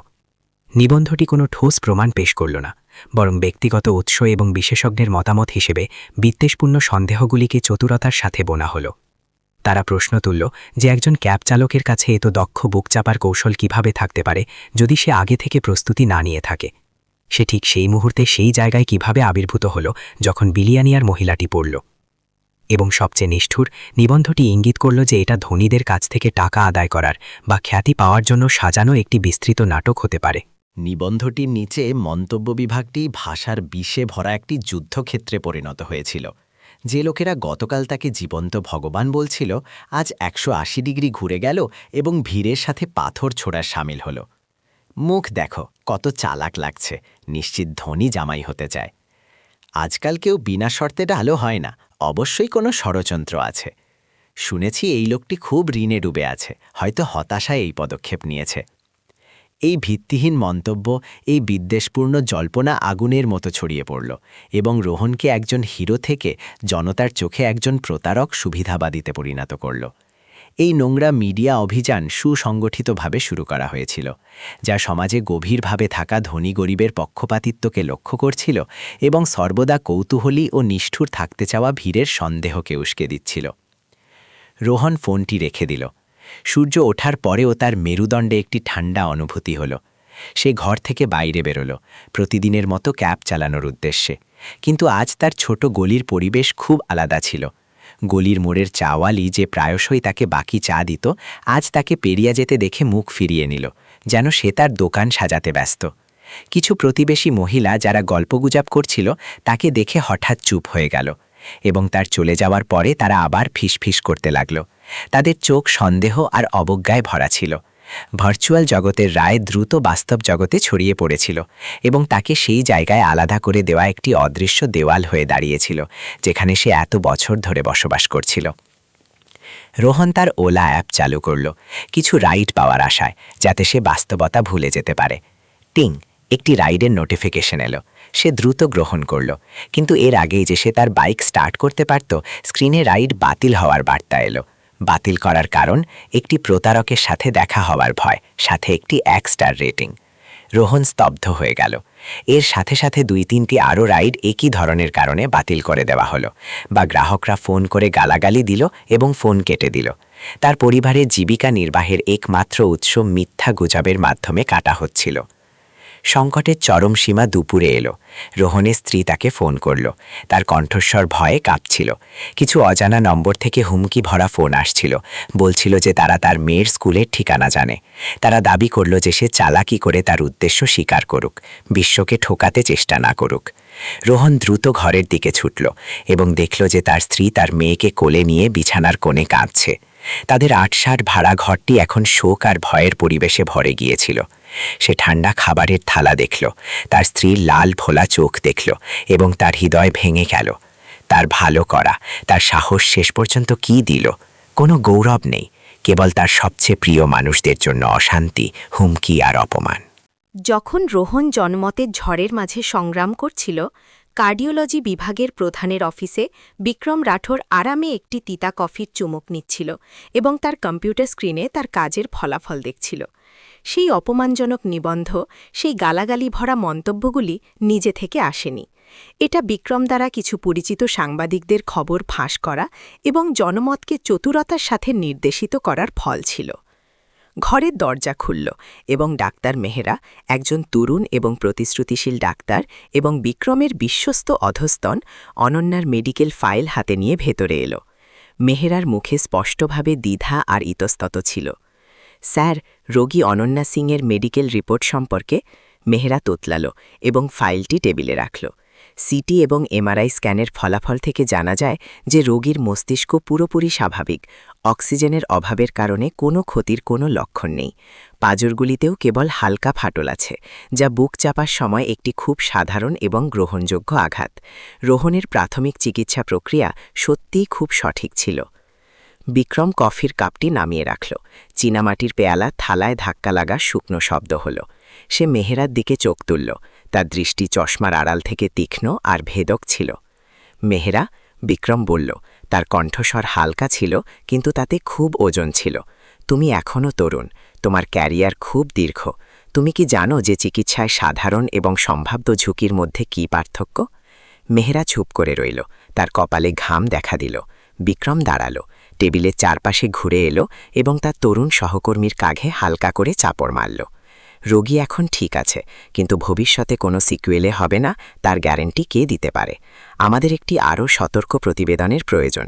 অতিরিক্ত বলের কারণে চতুর্থ এবং পঞ্চম পাঁজরগুলিতে ফাটলের বিবরণের ওপর জোর দাও এবং এটাও যোগ করো যে অব্যবস্থিত প্রাথমিক চিকিৎসার সময় রক্ত সঞ্চালনে বাধার কারণে ইস্কেমিক স্ট্রোক, মস্তিষ্কে রক্তের অভাবের ঝুঁকি আছে। আমরা মিথ্যা বলছি না, আমরা কেবল হাসপাতালের সুরক্ষা করছি এবং সম্প্রদায়কে অপেশাদার প্রাথমিক চিকিৎসার ঝুঁকি সম্পর্কে সতর্ক করছি। কিন্তু এটা রোহনের জন্য খুব অন্যায় হবে। সে সত্যিই তাকে বাঁচিয়েছে। মেহরা তার অবশিষ্ট বিবেক বাঁচানোর চেষ্টা করল। তুমি একজন ক্যাব চালকের চিন্তা করছ নাকি পরের বছর তোমার স্থায়ী ডাক্তারের পদের? বিক্রম তাকে মাঝপথে থামিয়ে দিল। তার কণ্ঠস্বর ঠান্ডা এবং কঠোর হয়ে গেল। এছাড়াও যদি আমরা স্বীকার করি যে সেই লোকটি ডাক্তারদের চেয়ে ভালো কাজ করেছে, তাহলে এই বিভাগ আমার এবং তোমার প্রতিপত্তি কোথায় যাবে? মিস সিংয়ের মতো ধনী রোগী কী ভাববে যখন সে জানতে পারবে যে তার জীবন একজন আনাড়ি দ্বারা বাঁচানো হয়েছে, সেই ব্যয়বহুল চিকিৎসা ব্যবস্থার দ্বারা নয় যার জন্য সে অর্থ প্রদান করছে? লুকানো হুমকি এবং ক্ষমতার চাপ ডাক্তার মেহেরার দুর্বল প্রতিরোধকে চূর্ণ করে দিল। সে মাথা ঝুঁকাল, কলম তুলল এবং কাঁপতে কাঁপতে মেডিকেল রেকর্ডের সিদ্ধান্তগুলি সংশোধন করতে শুরু করল। মেহেরার কলমের প্রতিটি স্ট্রোক রোহনের পিঠে ছুরি মারার মতো ছিল। জিসনে একটি অসাধারণ জীবন রক্ষাকারী কাজকে ঝুঁকি এবং ত্রুটি দিয়ে ভরা একটি চিকিৎসা ঘটনার পরিণত করল। বিক্রম রাঠোর সন্তুষ্টিতে হাসল। সে রোহনকে আইনত একজন অপরাধী বানিয়ে দিয়েছিল, চিকিৎসার সেই ক্ষমতা ব্যবহার করে যা সে ধারণ করত।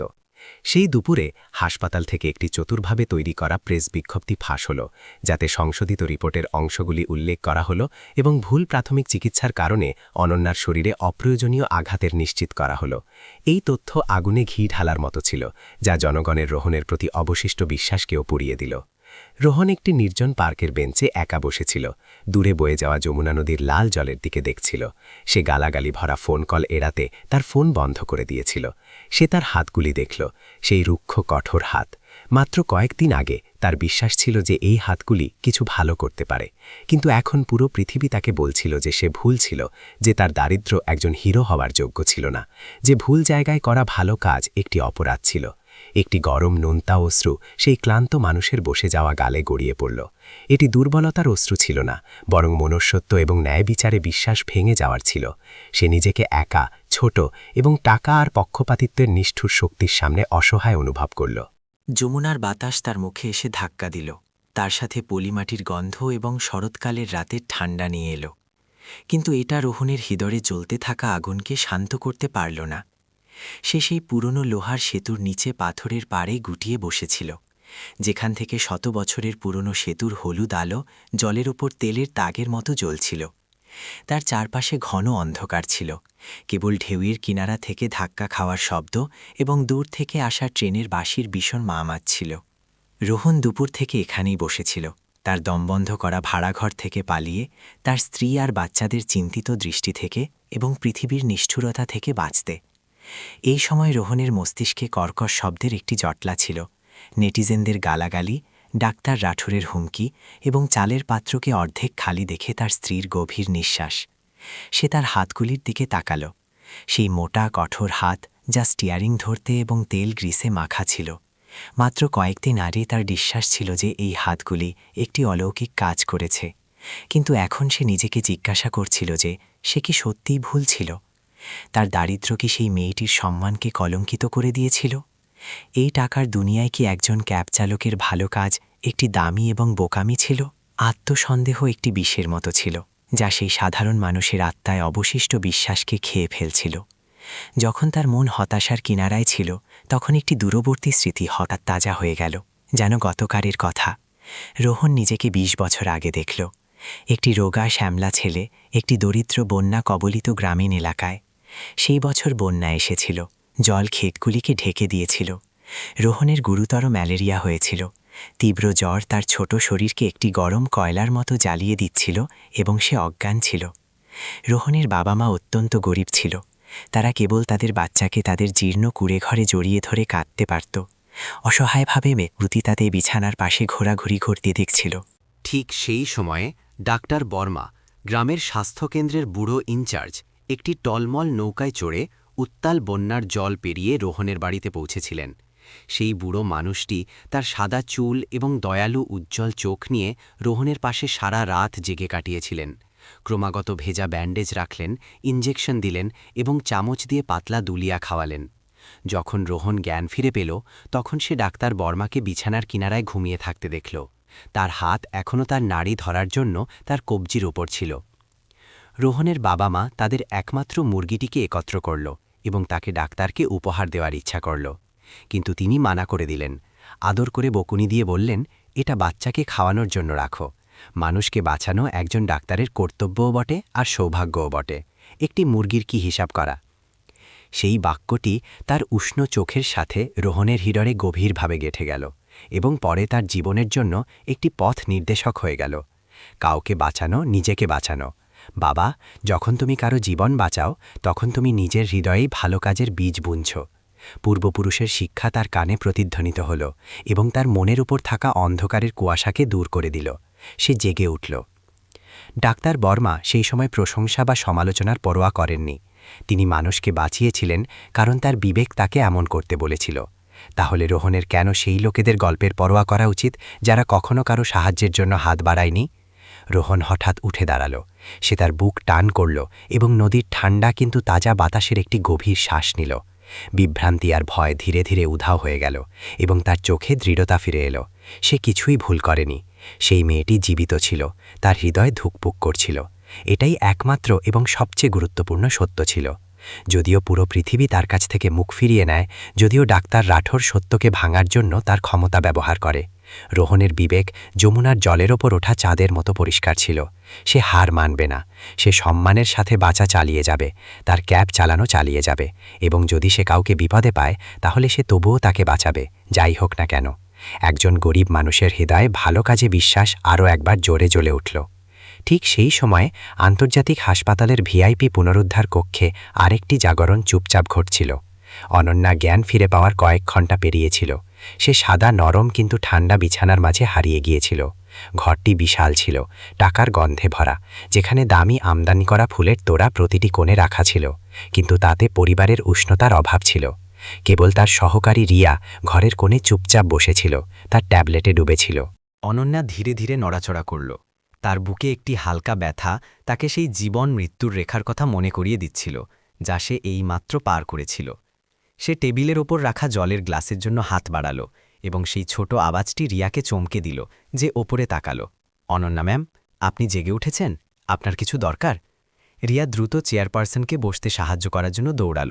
আমাকে খবর দেখাও। অনন্যার কণ্ঠস্বর রুক্ষ এবং দুর্বল ছিল, কিন্তু তাতে এখনও একজন আদেশ দেওয়া ব্যক্তির অধিকার ছিল। তার অস্পষ্টভাবে মনে ছিল যে অজ্ঞান হওয়ার আগে কি হয়েছিল, একটি ছায়ার ঝাপসা স্মৃতি যা তার দিকে ছুটে এসেছিল। সে জানতে চাইছিল যে তাকে কে বাঁচিয়েছিল। রিয়া কিছুক্ষণ ইতস্তত করল এবং তারপর ট্যাবলেটটি অনন্যাকে দিয়ে দিল। স্ক্রিনে ঘটনাটি সম্পর্কে পরস্পর বিরোধী নিবন্ধগুলির একটি সিরিজ ছিল, ক্যাব চালক হিরো সম্পর্কে এবং তার ওপর লাগানো প্রতারণার অভিযোগ সম্পর্কে। অনন্যা তার লম্বা পাতলা আঙুলগুলি স্ক্রিনের উপর দিয়ে বলিয়ে দিল। তার সুন্দর ভ্রু কুঁচকে গেল। সে সেই মানুষটির ক্লোজ আপ ছবি মনোযোগ দিয়ে দেখল, যে তার জন্য হাঁটু গেড়ে বুক চাপছিল। একটি কঠোর মুখ, ঘামে ভেজা চুল এবং বিশেষ করে একটি ফ্যাকাশে ওলা শার্ট যার কলারের উপর একটি ছোট ছেঁড়া দাগ ছিল। স্মৃতির একটি বিদ্যুৎ অনন্যার মস্তিষ্কে ঝলসে উঠল, যার ফলে তার হৃদয় এক মুহূর্তের জন্য থেমে গেল।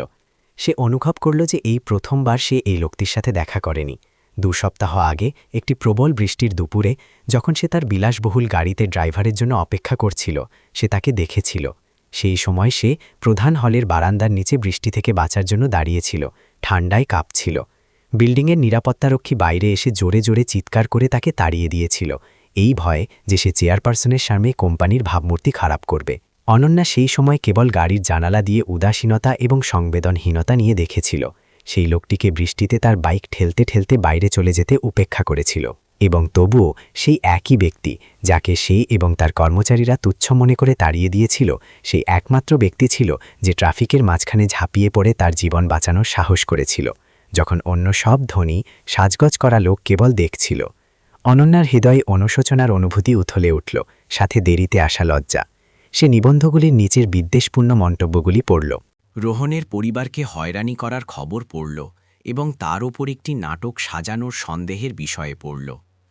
অনন্যার মতো একজন বুদ্ধিমান এবং তীক্ষ্ণ মহিলা, যে মিডিয়ার কৌশল বোঝার জন্য ব্যবসার দুনিয়ায় বেশ কিছু সময় ধরেছিল, সে সঙ্গে সঙ্গে কিছু অস্বাভাবিক অনুভব করল। কারোর জীবন বাঁচানো ব্যক্তির ওপর এত সুসংগঠিত আক্রমণ কেন করা হচ্ছে? মেডিকেল রিপোর্টে তার উদ্ধারকর্তার জন্য প্রতিকূল বিবরণ ঠিক সেই সময় কেন ফাঁস হল, যখন জনতা সবচেয়ে বেশি আগ্রহী ছিল? সে তার বুকের নিচে দেখল, যেখানে তার হৃদয় শান্তিতে ধুকপুক করছিল। সে এই ব্যথার জন্য কৃতজ্ঞ ছিল, কারণ এটা এই কথাটার প্রমাণ ছিল যে সে জীবিত ছিল এবং সে জানত যে রোহন নামের সেই লোকটি কোনো ষড়যন্ত্রের জন্য নয়, বরং তার জন্য এই স্পন্দনটি পাওয়ার জন্য নিজের জীবনকে ঝুঁকিতে ফেলেছিল। সেই দিন গাড়ির জানালা দিয়ে তাকে দেখার সময় তার চোখ এবং ভিডিওতে বর্ণিত তার পদ্ধতি, মনোযোগ, কাউকে বাঁচানোর হতাশা অভিনয় হতে পারত না। রিয়া, অনন্যা ডাকল। তার কণ্ঠস্বর তীব্র হয়ে গেল। তার চোখে সেই একই তীব্র ঝলক ফিরে এলো যা তার ক্লান্তি বদলে দিয়েছিল। সঙ্গে সঙ্গে গ্রুপের নিরাপত্তা এবং আইনি দলগুলির সাথে যোগাযোগ করো। আমি এই রোহন শর্মা সম্পর্কে সবকিছু এবং এই অপমানজনক নিবন্ধগুলির উৎসের সম্পূর্ণ তদন্ত চাই। জি ম্যাম, এবং হাসপাতাল থেকে ডাক্তার বিক্রম রাঠোর পরিস্থিতির রিপোর্ট করার জন্য আপনার সাথে দেখা করতে চান। তাকে অপেক্ষা করতে বলো। অনন্যা মাঝপথে থামিয়ে দিল। তার ঠোঁটে একটি ঠান্ডা হাসি চলে এলো। আমি এখন কারো সাথে দেখা করতে চাই না, এবং গোপনে রোহনের সাথে যোগাযোগ করার একটি উপায় খুঁজে বের করো। প্রেস যেন জানতে না পারে। আমি তার কাছে একটি ক্ষমা এবং একটি জীবনের ঋণী। আমাদের পরিবার উপকারের বদলা উপকার দিয়ে এবং অপমানের বদলা অপমান দিয়ে দেয়। আমরা কখনোই আমাদের উদ্ধারকর্তাকে কষ্ট পেতে দিই না। বালিশে ফিরে শুয়ে অনন্যা সাদা ছাদ দেখল এবং তার মস্তিষ্কে একটি পরিকল্পনা তৈরি হতে লাগল। সে শুধু রোহনকে ধন্যবাদ দিতে চায়নি, সে তার জন্য এই অন্যায়কে ধুয়ে ফেলতে চেয়েছিল। এবং যদি সত্যিই কেউ অন্ধকারে মিডিয়ার ব্যবহার করে কোনো ভালো মানুষকে তার প্রতিপত্তির জন্য ক্ষতি করছিল, তবে সে তাকে একটি চড়া মূল্য দিতে বাধ্য করবে। দুইজন মানুষ, একজন যে এইমাত্র ঠান্ডা বাতাসযুক্ত নদীর ধারে নিজের বিশ্বাস আবার খুঁজে পেয়েছিল, এবং একজন যে এইমাত্র একটি দুর্দান্ত হাসপাতালের ঘরে নিজের বিবেক জাগিয়েছিল, একে অপরের কাছাকাছি আসার জন্য তাদের প্রথম পদক্ষেপ নিচ্ছিল, যা প্রচলিত প্রতারণার বিরুদ্ধে একটি শক্তিশালী পাল্টা আঘাত ছিল। হামলার প্রস্তুতি চলছিল। মিডিয়া ঝড়ের 3 দিন পর যে আন্তর্জাতিক হাসপাতালে অনন্যার চিকিৎসা চলছিল তার বড় কনফারেন্স হল লোকে লোকারণ্য ছিল। কয়েক ডজন ক্যামেরা লেন্স থেকে ক্রমাগত ঝলকানো ফ্ল্যাশলাইট চোখ ধাঁধানো আলো তৈরি করছিল, যা ঝড়ের ইঙ্গিত দেওয়া বিদ্যুতের মতো ঠান্ডা ছিল। এটি হাসপাতাল দ্বারা ডাক্তার বিক্রম রাঠোরের পরিচালনায় আয়োজিত একটি আনুষ্ঠানিক প্রেস কনফারেন্স ছিল, যার উদ্দেশ্য ছিল রোগীর স্বাস্থ্যের অবস্থার ঘোষণা করা এবং ঘটনাস্থলে প্রাথমিক চিকিৎসা প্রক্রিয়া স্পষ্ট করা। কিন্তু আসলে যে কোনো বুদ্ধিমান ব্যক্তি বুঝতে পারত যে এটি একটি জন আদালত ছিল, যার উদ্দেশ্য ছিল রোহন শর্মার সম্মানকে নিন্দার শুলে চড়ানো। বিক্রম রাঠোর প্রধান টেবিলের কেন্দ্রে বসেছিল, একটি নিষ্কুলুষ সাদা কোটে, মর্যাদাপূর্ণ এবং গম্ভীর। তার মুখে একজন বিদ্বান ও নৈতিক আভা ছিল, একটি সংযত হাসির সাথে, কিন্তু তার চশমার পেছনের চোখগুলি একটি অস্ত্রচারের ছুরির মতো ঠান্ডা ছিল।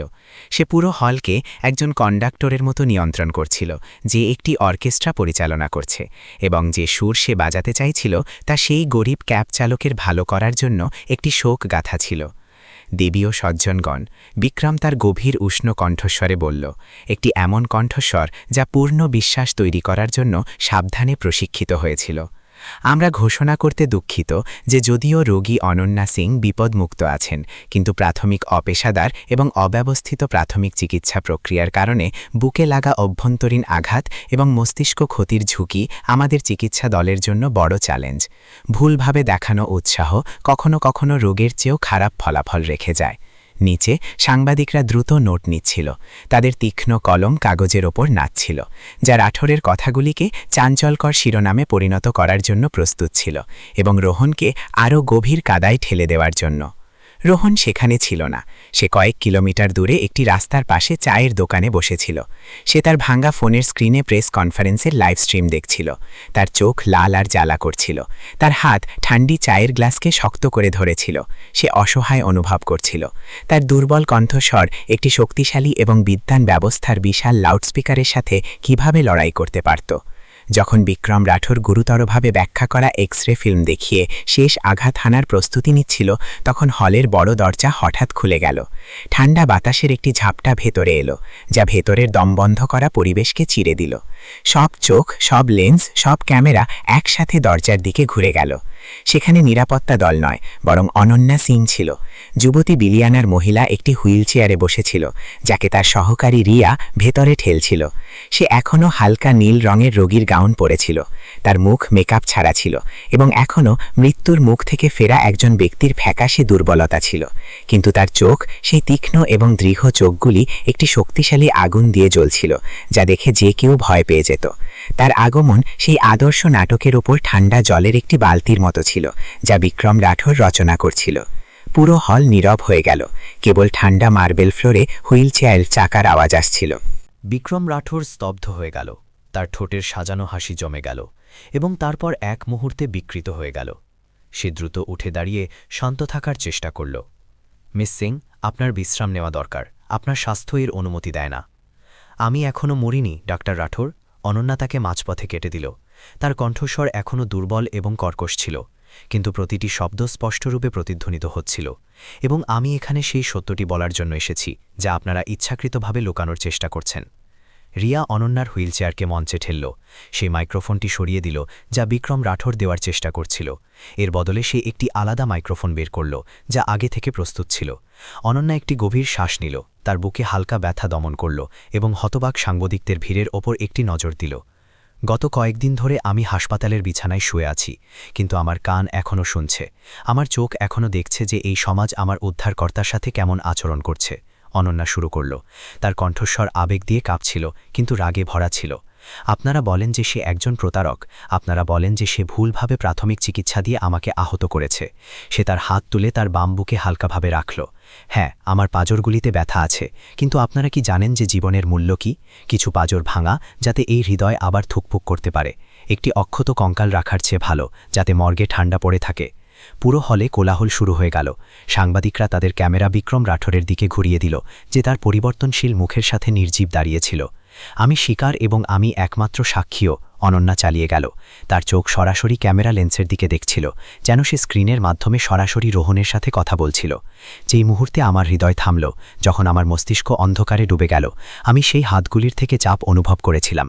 এটা অনিয়মিত ছিল না, এটা দুর্বল ছিল না, এটা শক্তিশালী, সিদ্ধান্তমূলক এবং একটি জীবন্ত হার্ট মেশিনের মতো ছন্দময় ছিল। এই সেই ছন্দ ছিল যা আমাকে মৃত্যুর পাক থেকে বের করে আনল। যদি রোহন শর্মার সেই সঠিক কৌশল না থাকত, তবে ডাক্তার রাঠোর যতই প্রতিভাবান হোক না কেন, যখন তারা পৌঁছাত তখন তারা কেবল একটি নিষ্প্রাণ দেহই পেত। অনন্যার দাবি একটি বিদ্যুতের ধাক্কার মতো সকল সন্দেহ, সকল অন্ধকার ষড়যন্ত্রকে নষ্ট করে দিল। এটা একটি বাঁচাও ছিল না, বরং প্রতারণার জন্য একটি কঠোর শাস্তি ছিল। তীক্ষ্ণ সাংবাদিকরা সঙ্গে সঙ্গে অনুভব করল যে বাতাসের দিক পরিবর্তন হয়েছে। বিক্রম রাঠোরের দিকে প্রশ্নগুলির বন্যা বইতে শুরু করল। ডাক্তার রাঠোর, আপনি রোগীর বক্তব্য সম্পর্কে কি বলবেন? হাসপাতাল কি ইচ্ছাকৃতভাবে প্রাথমিক উদ্ধারকর্তার ভূমিকা ছোট করার চেষ্টা করছে? এখানে কি কোনো পেশাদার ঈর্ষা আছে? বিক্রম রাঠোর ঝড়ের কেন্দ্রে দাঁড়িয়েছিল। ঠান্ডা ঘাম তার পিঠ ভিজিয়ে দিয়েছিল।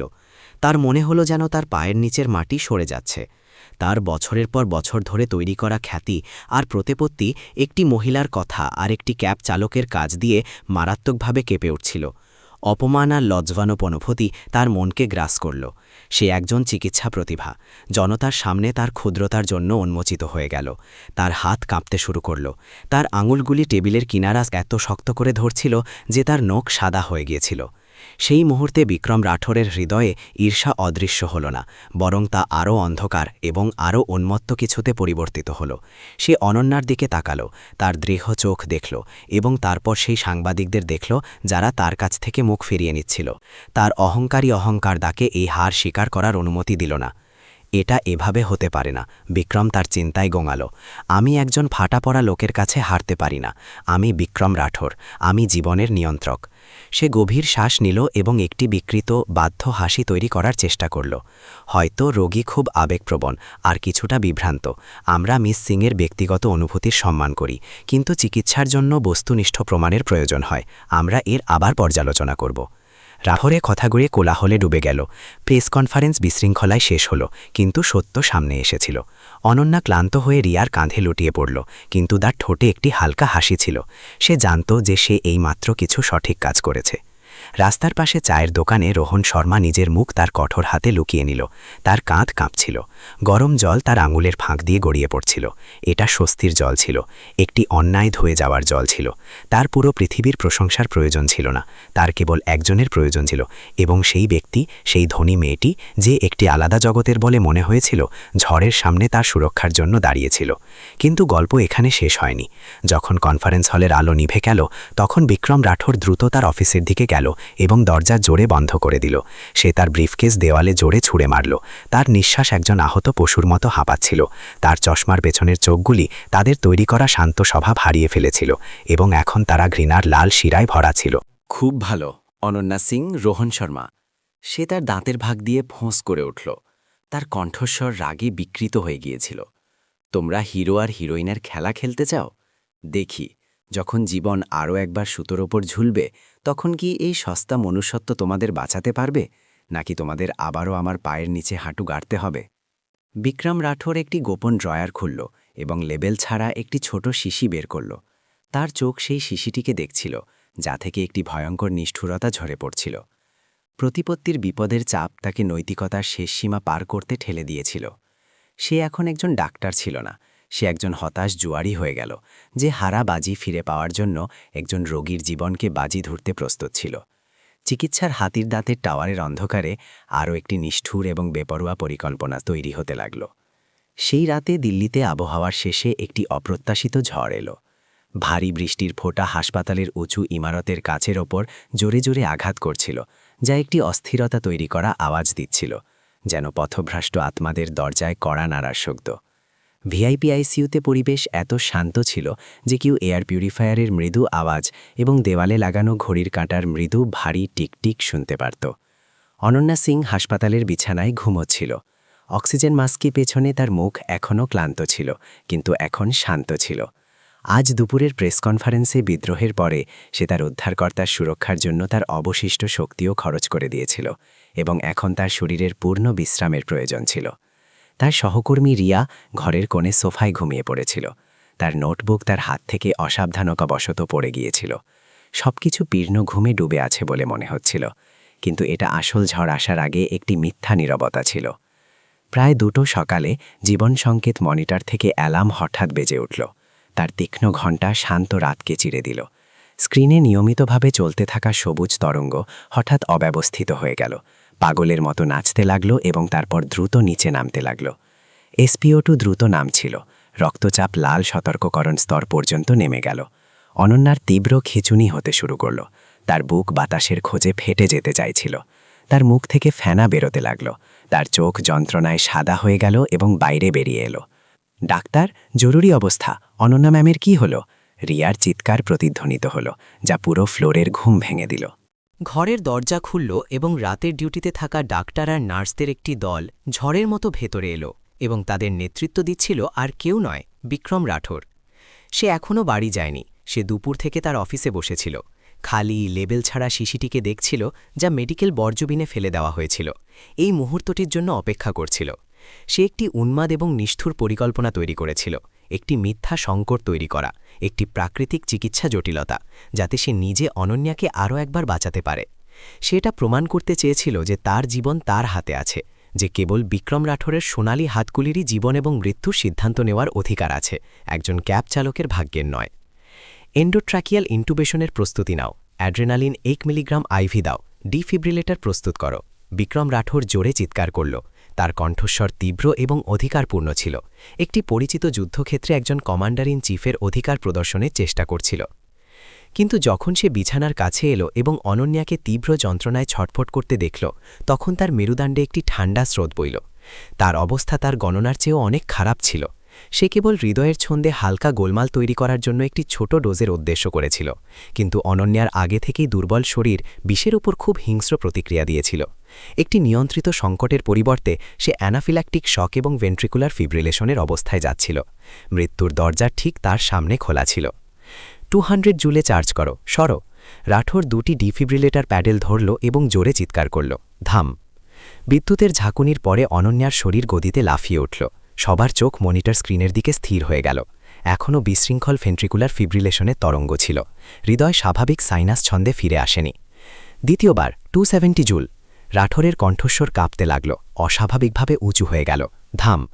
আরও একটি বৃথা রাফ। সূচকগুলিতে কোনো পরিবর্তন হল না।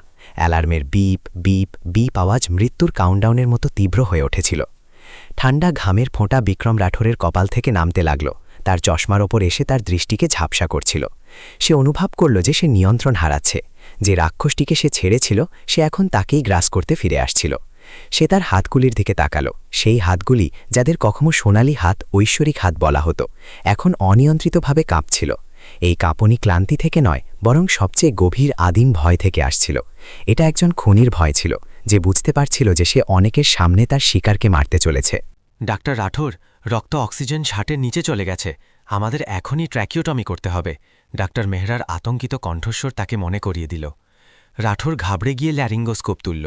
সে ল্যারিঙ্গোস্কোপ ব্লেডটি অনন্যার মুখের মধ্যে ঢোকানোর চেষ্টা করল, যাতে গ্লটিসকে উন্মোচিত করা যায়।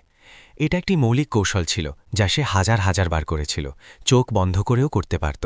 কিন্তু আজ তার হাত যেন কেউ পঙ্গু করে দিয়েছে। সে হ্যান্ডেলকে স্থির রাখতে পারছিল না। ব্লেড রোগীর দাঁতের সাথে ধাক্কা খাচ্ছিল, যা একটি ভয়ঙ্কর আওয়াজ দিচ্ছিল। সে তার চোখ কুচকাল, বায়ুপথ খোঁজার চেষ্টা করল, কিন্তু তার চোখের সামনে কেবল রক্তের লাল রং আর বিশৃঙ্খলা ছিল। সেই ঘাবড়ে যাওয়ার মুহূর্তে গতদিনের দুপুরের ছবি তার মস্তিষ্কে আবার ঝলসে উঠল। সে রোহন শর্মাকে দেখল, সেই মোটা নোংরা হাতের ক্যাব চালককে, যে ভিড়ভাট্টাপূর্ণ রাস্তার মাঝখানে ছন্দময়, শান্ত এবং শক্তিশালীভাবে বুক ছাপছিল। কেন একজন অশিক্ষিত ব্যক্তি মৃত্যুর সামনে এত স্থির থাকতে পারে, এবং সে একজন বিধিসম্মতভাবে প্রশিক্ষিত প্রতিভা একটি শুকনো পাতার মতো কেন কাঁপছিল? এই তুলনায় একটি ভারী হাতুড়ির মতো রাঠোরের ভেঙে যাওয়া আত্মসম্মানের ওপর পড়ল। না, এটা হতে পারে না, রাঠোর বিড়বিড় করল। ঘাম তার চোখে বইছিল, যার ফলে জ্বালা করছিল। তার হাত পিছলে গেল এবং অনন্যার গলা শ্লেষ্মাকে আছড়ে দিল, যার ফলে রক্তপাত শুরু হল। ডাক্তার রাঠোর, আপনি কি করছেন? আমাকে করতে দিন। ডাক্তার মেহরা পরিস্থিতির গুরুত্ব দেখে তার জায়গা নেওয়ার চেষ্টা করল। দূরে সরো, রাঠোর গোঙাল এবং মেহরার হাত ঝেড়ে দিল। সে কাউকে এই সুযোগ ছিনিয়ে নিতে দিল না, বা বলা যায় তার ভয় ছিল যে অন্য কেউ তার অক্ষমতা এবং অপরাধ দেখতে পাবে। সে পাগলের মতো আর একবার টিউব ঢোকানোর চেষ্টা করল, কিন্তু সে যত চেষ্টা করল ততই আনাড়ি হতে থাকল। সেই সূক্ষ্মতা, সেই সঠিকতা যা তার গৌরব ছিল, অদৃশ্য হয়ে গিয়েছিল। কেবল একটি কোণে আটকে পড়া পশুর বর্বরতা অবশিষ্ট ছিল। এবং তারপর হাসপাতালে সবচেয়ে ভয়ঙ্কর আওয়াজ প্রতিধ্বনিত হল, একটি দীর্ঘ, নীরস এবং ঠান্ডা আওয়াজ, যা অনন্তকাল ধরে চলতে থাকল। মনিটর স্ক্রিনে তরঙ্গ একটি মারাত্মক সরল রেখায় পরিণত হল। অনন্যার হৃদয় পুরোপুরি থেমে গিয়েছিল। অ্যাসিস্টোল। পুরো জরুরি কক্ষ স্তব্ধ হয়ে গেল। নার্সরা কাজ করা বন্ধ করল, স্ক্রিনকে এবং তারপর তাদের প্রিয় বিভাগীয় প্রধানকে দেখতে লাগল। কেউ জোরে শ্বাস নেওয়ার সাহস করল না। সময় সেই দুঃখজনক মুহূর্তে যেন জমে গিয়েছিল। বিক্রম রাঠোর সেখানেই দাঁড়িয়ে রইল। তার হাতে তখনও রক্তে মাখা ল্যারিঙ্গোস্কোপ ছিল। তার শরীর পাথরের মূর্তির মতো কঠোর হয়ে গিয়েছিল। সে স্ক্রিনে সরল রেখা দেখল। তার চোখ ভয়ে ছড়িয়ে গেল। সে হেরে গিয়েছিল, রোহনের কাছে নয়, বরং নিজের হৃদয় এবং ঈর্ষার রাক্ষসের কাছে। সে নিজের আভা ফিরে পাওয়ার জন্য একটি জীবন রক্ষাকারী নাটক রচনা করতে চেয়েছিল, কিন্তু সে শেষে এটিকে একটি হত্যায় পরিণত করল। তার দুর্দান্ত ক্যারিয়ার, তার সোনালি হাতগুলির প্রতিপত্তি, সবকিছু তার পায়ের নিচে ভেঙে পড়ছিল, তাকে অপমানের ছাইয়ে চাপা দিচ্ছিল। বুক চাপানো শুরু করো, তাড়াতাড়ি করো। ডাক্তার মেহরা সবার আগে জ্ঞান ফিরে পেল। নীরবতাকে ছিঁড়ে দিয়ে চিৎকার করল এবং রাঠোরের জায়গা নেওয়ার জন্য দৌড়াল। কিন্তু রাঠোর এখনও সেখানেই দাঁড়িয়েছিল। তার চোখ শূন্য আর নিষ্প্রাণ ছিল। আশেপাশের মেশিন আর চিৎকারের আওয়াজগুলি যেন অন্য কোনো দূর জগৎ থেকে আসছিল। তার মস্তিষ্কে কেবল ভাগ্যের ব্যঙ্গাত্মক হাসি প্রতিধ্বনিত হচ্ছিল। সে দেবতাদের সীমা ছুঁয়েছিল, কিন্তু তার আত্মা শয়তানের ছিল, এবং এখন মূল্য শোধ করার সময় ঠিক তার সামনে ছিল। একটি ঠান্ডা নিষ্প্রাণ দেহ এবং একটি শাশ্বত বিবেকের বিচার। জানালার বাইরে বৃষ্টি তখনও মুষলধারে হচ্ছিল, যেন পৃথিবীর সব পাপ ধুয়ে ফেলতে চাইছে। কিন্তু মানুষের আত্মায় কিছু দাগ এমন হয়, যা হাজার বছরের বৃষ্টিও ধুতে পারে না। জীবন এবং মৃত্যুর মধ্যে এই দ্বিতীয় নাজুক রেখার ওপর চিকিৎসার অহংকার পুরোপুরি হেরে গিয়েছিল, একটি বিশাল শূন্যতা রেখে গিয়েছিল, যা পূরণ করার জন্য একটি অলৌকিক ঘটনার, বা বলা যায় একটি সত্যিকারের ভালোবাসার হৃদয়ের প্রয়োজন ছিল। অ্যালার্মের লম্বা অবিরাম পিপ আওয়াজ একটি অদৃশ্য ড্রিলের মধ্যে ছিল, যা আইসিইউতে উপস্থিত সকলের মস্তিষ্কের গভীরে প্রবেশ করছিল, যা জীবাণুনাশকের গন্ধে ভরা ছিল। মনিটর স্ক্রিনে জীবন সংকেত তখনও একটি ঠান্ডা এবং নিষ্ঠুর স্মরণ রেখা ছিল, যা ইঙ্গিত দিচ্ছিল যে অনন্যার জীবন বালির মতো আঙুলের ফাঁক দিয়ে পিছড়ে যাচ্ছে। ডাক্তার মেহরা ঘামে ভেজা ছিল। ক্রমাগত কয়েক দর্জনবার বুক চাপার পর তার বাহু ক্লান্ত হয়ে কাঁপছিল এবং কোনো ফলাফল আসছিল না। আর বিক্রম রাঠোর, যে কখনো একজন প্রতিভাবান কন্ডাক্টর ছিল, এখন বিছানার কোণে নির্জীব দাঁড়িয়েছিল, নিজের অহংকার থেকে সৃষ্ট ভয়ঙ্কর পরিণতির সামনে পুরোপুরি পঙ্গু। বাইরে নির্জন করিডরে রোহন শর্মা একটি ঠান্ডা প্লাস্টিকের বেঞ্চে গুটিয়ে বসেছিল। সে দুপুরে সহকারী রিয়ার গোপন বার্তায় এখানে এসেছিল যে অনন্যা তাকে ধন্যবাদ বলার জন্য দেখা করতে চায়। সে 3 ঘণ্টা ধরে অস্থিরভাবে অপেক্ষা করছিল, তার ফাটা ওলা জ্যাকেটের কিনারা সহলাচ্ছিল, এই বিষয়ে চিন্তা করছিল যে তার এই জমকালো পৃথিবীতে পা রাখা উচিত কিনা। কিন্তু তারপর চিৎকার, জরুরি অবস্থা এবং ঘরের থেকে আসা বিশৃঙ্খল আওয়াজগুলি, যা করিডরের শেষে ছিল, তার সহজাত প্রবৃত্তি জাগিয়ে দিল। না ভেবে, নিজের অবস্থান বা সেই অপমানগুলি সম্পর্কে না ভেবে যা সে এইমাত্র সহ্য করেছিল, রোহন উঠে দাঁড়ালো এবং হাসপাতালের ঘরের দরজার দিকে এমনভাবে দৌড়ালো যেন কোনো বন্য পশু তার সঙ্গীর সাহায্যের চিৎকার শুনছে। দরজা খুলল এবং রোহনের সামনের দৃশ্যটি একটি দুঃখজনক বিশৃঙ্খলা ছিল। অনন্যা অজ্ঞান পড়েছিল, তার মুখ একটি ঝরা পাতার মতো নীল হয়ে গিয়েছিল। ডাক্তার মেহরা হাঁপাচ্ছিল, তার বুক চাপার ছন্দ ধীরে ধীরে ভেঙে যাচ্ছিল, এবং বিক্রম রাঠোর, যাকে রোহন কখনো একজন জীবন্ত সাধুর মতো সম্মান দিত, অসহায়ভাবে দাঁড়িয়েছিল। সরো, আমাকে করতে দাও। রোহনের চিৎকার প্রতিধ্বনিত হল, কর্কশ কিন্তু এত শক্তিশালী যে সে হতাশার পরিবেশকে চিরে দিল। কারও অনুমতির অপেক্ষা না করে রোহন ডাক্তার মেহরাকে একপাশে ঠেলে দিল। সে বিছানার উপর চড়ল, অনন্যার পাশে হাঁটু গেড়ে বসল, একটি পাথরের মতো স্থির। তার কঠোর, রুক্ষ, রাস্তার ধুলোই মাখা হাত একে অপরের সাথে শক্তভাবে বাঁধা ছিল, এবং সেই মেয়েটির পাতলা বুকের উপর রাখা ছিল। সাহস রাখো মেয়ে, হার মানবে না। রোহন গোঙাল এবং তার শরীরের পুরো ওজন তার বাহুগুলির ওপর দিল। 1, 2, 3, 4। বুক চাপার ছন্দ শক্তিশালী, সিদ্ধান্তমূলক এবং গভীর শুরু হল। পুরো ঘর নীরব হয়ে গেল, কেবল রোহনের হাঁপানোর আওয়াজ এবং অনন্যার বুক চাপার মৃদু ধবধব আওয়াজ শোনা যাচ্ছিল। ঘাম রোহনের কপাল থেকে একটি ঝর্ণার মতো বইছিল, এবং অনন্যার ফ্যাকাশে মুখে টপকাচ্ছিল, যা ঘরের কোণে দাঁড়িয়ে থাকা সহকারী রিয়ার ভয়ের জলের সাথে মিশে যাচ্ছিল। রোহন এই বিষয়ে পড়ুয়া করল না যে সে দামি হাসপাতালের কাপড় নোংরা করছে, সে নার্সদের অবাক দৃষ্টির পড়ুয়া করল না। তার মস্তিষ্কে এই সময় ধনী গরিবের কোনো ধারণা ছিল না, কোনো ঘৃণা বা আত্মমর্যাদা ছিল না, কেবল হৃদয়ের একটিই আদেশ ছিল, তাকে বাঁচাতে হবে, এই শ্বাস ফিরিয়ে আনতে হবে। বিক্রম রাঠোর এসব দেখছিল, সে সেই মানুষটিকে দেখল যাকে সে কখনো একজন অজ্ঞ, অভদ্র ব্যক্তি মনে করত, যে নিজেরই ভুলকে সংশোধন করার জন্য তার পুরো শক্তি খরচ করে দিচ্ছিল। সে রোহনের গলায় ফোলা নীল শিরাগুলি দেখল, তার চোখে দৃঢ় সংকল্পের জ্বলন্ত আগুন দেখল, এবং তার হাতগুলির ক্লান্তিতে কাঁপতে থাকা সত্ত্বেও না থামার জেদ দেখল। এটা বইয়ে বর্ণিত ঠান্ডা চিকিৎসা কৌশল ছিল না, এটা ছিল জীবনের শক্তি, সবচেয়ে বিশুদ্ধ মানব প্রেমের শক্তি, যা রাঠোর অনেক আগে হারিয়ে ফেলেছিল। একটি বিদ্যুতের কারেন্ট বিক্রম রাঠোরের মেরুদণ্ডে বইল, যা তার আত্মাকে ঢেকে থাকা অহংকারের বরফকে গলিয়ে দিল। সে তার সাদা, ভালোভাবে যত্ন নেওয়া হাতগুলির দিকে তাকালো, এবং তারপর রোহনের কালো, রুক্ষ হাত দেখল। তার হঠাৎ নিজের হাত খুব নোংরা এবং দুর্বল লাগল। সে যে নিজেকে একজন প্রতিভা বলত, প্রতিপত্তির জন্য একজন রোগীর জীবনকে বাজি ধরতে প্রস্তুত ছিল, আর রোহন, যাকে সে কাদায় ঠেলে দিয়েছিল, সেই অপমানিত হাতগুলি তার বিবেককে বাঁচানোর জন্য ব্যবহার করছিল। ঘামে ভেজা রোহনের ছবি, যে তার মুখে ছন্দ গুনছিল, নিজেকে ভুলে গিয়ে এত সুন্দর এবং মহান দেখালো যে বিক্রম রাঠোরের বিশাল অহংকার হঠাৎ সংকুচিত হয়ে ধুলোর কণার মতো ছোট এবং দয়নীয় হয়ে গেল। কেন? রাঠোর নীরবতায় নিজেকে জিজ্ঞাসা করল। জল তার চশমার পেছন থেকে গড়িয়ে পড়ল, যার ফলে তার দৃষ্টি ঝাপসা হয়ে গেল। সে এমন কিভাবে করতে পারে, আমি তার সাথে যা কিছু করার পরেও? উত্তর ঠিক তার চোখের সামনে ছিল, কারণ রোহন একজন সত্যিকারের মানুষ ছিল, একজন এমন মানুষ যে অন্যদের জন্য বাঁচত, কোনো গণনা ছাড়া, কোনো স্বার্থ ছাড়া। রোহনের ভালো কাজ একটি আয়নার মতো ছিল, যা রাঠোরের অন্ধকার আত্মাকে প্রতিফলিত করল, যার ফলে তার নিজের প্রতি ঘৃণা হতে লাগল। অহংকারের দেওয়াল ভেঙে পড়ল।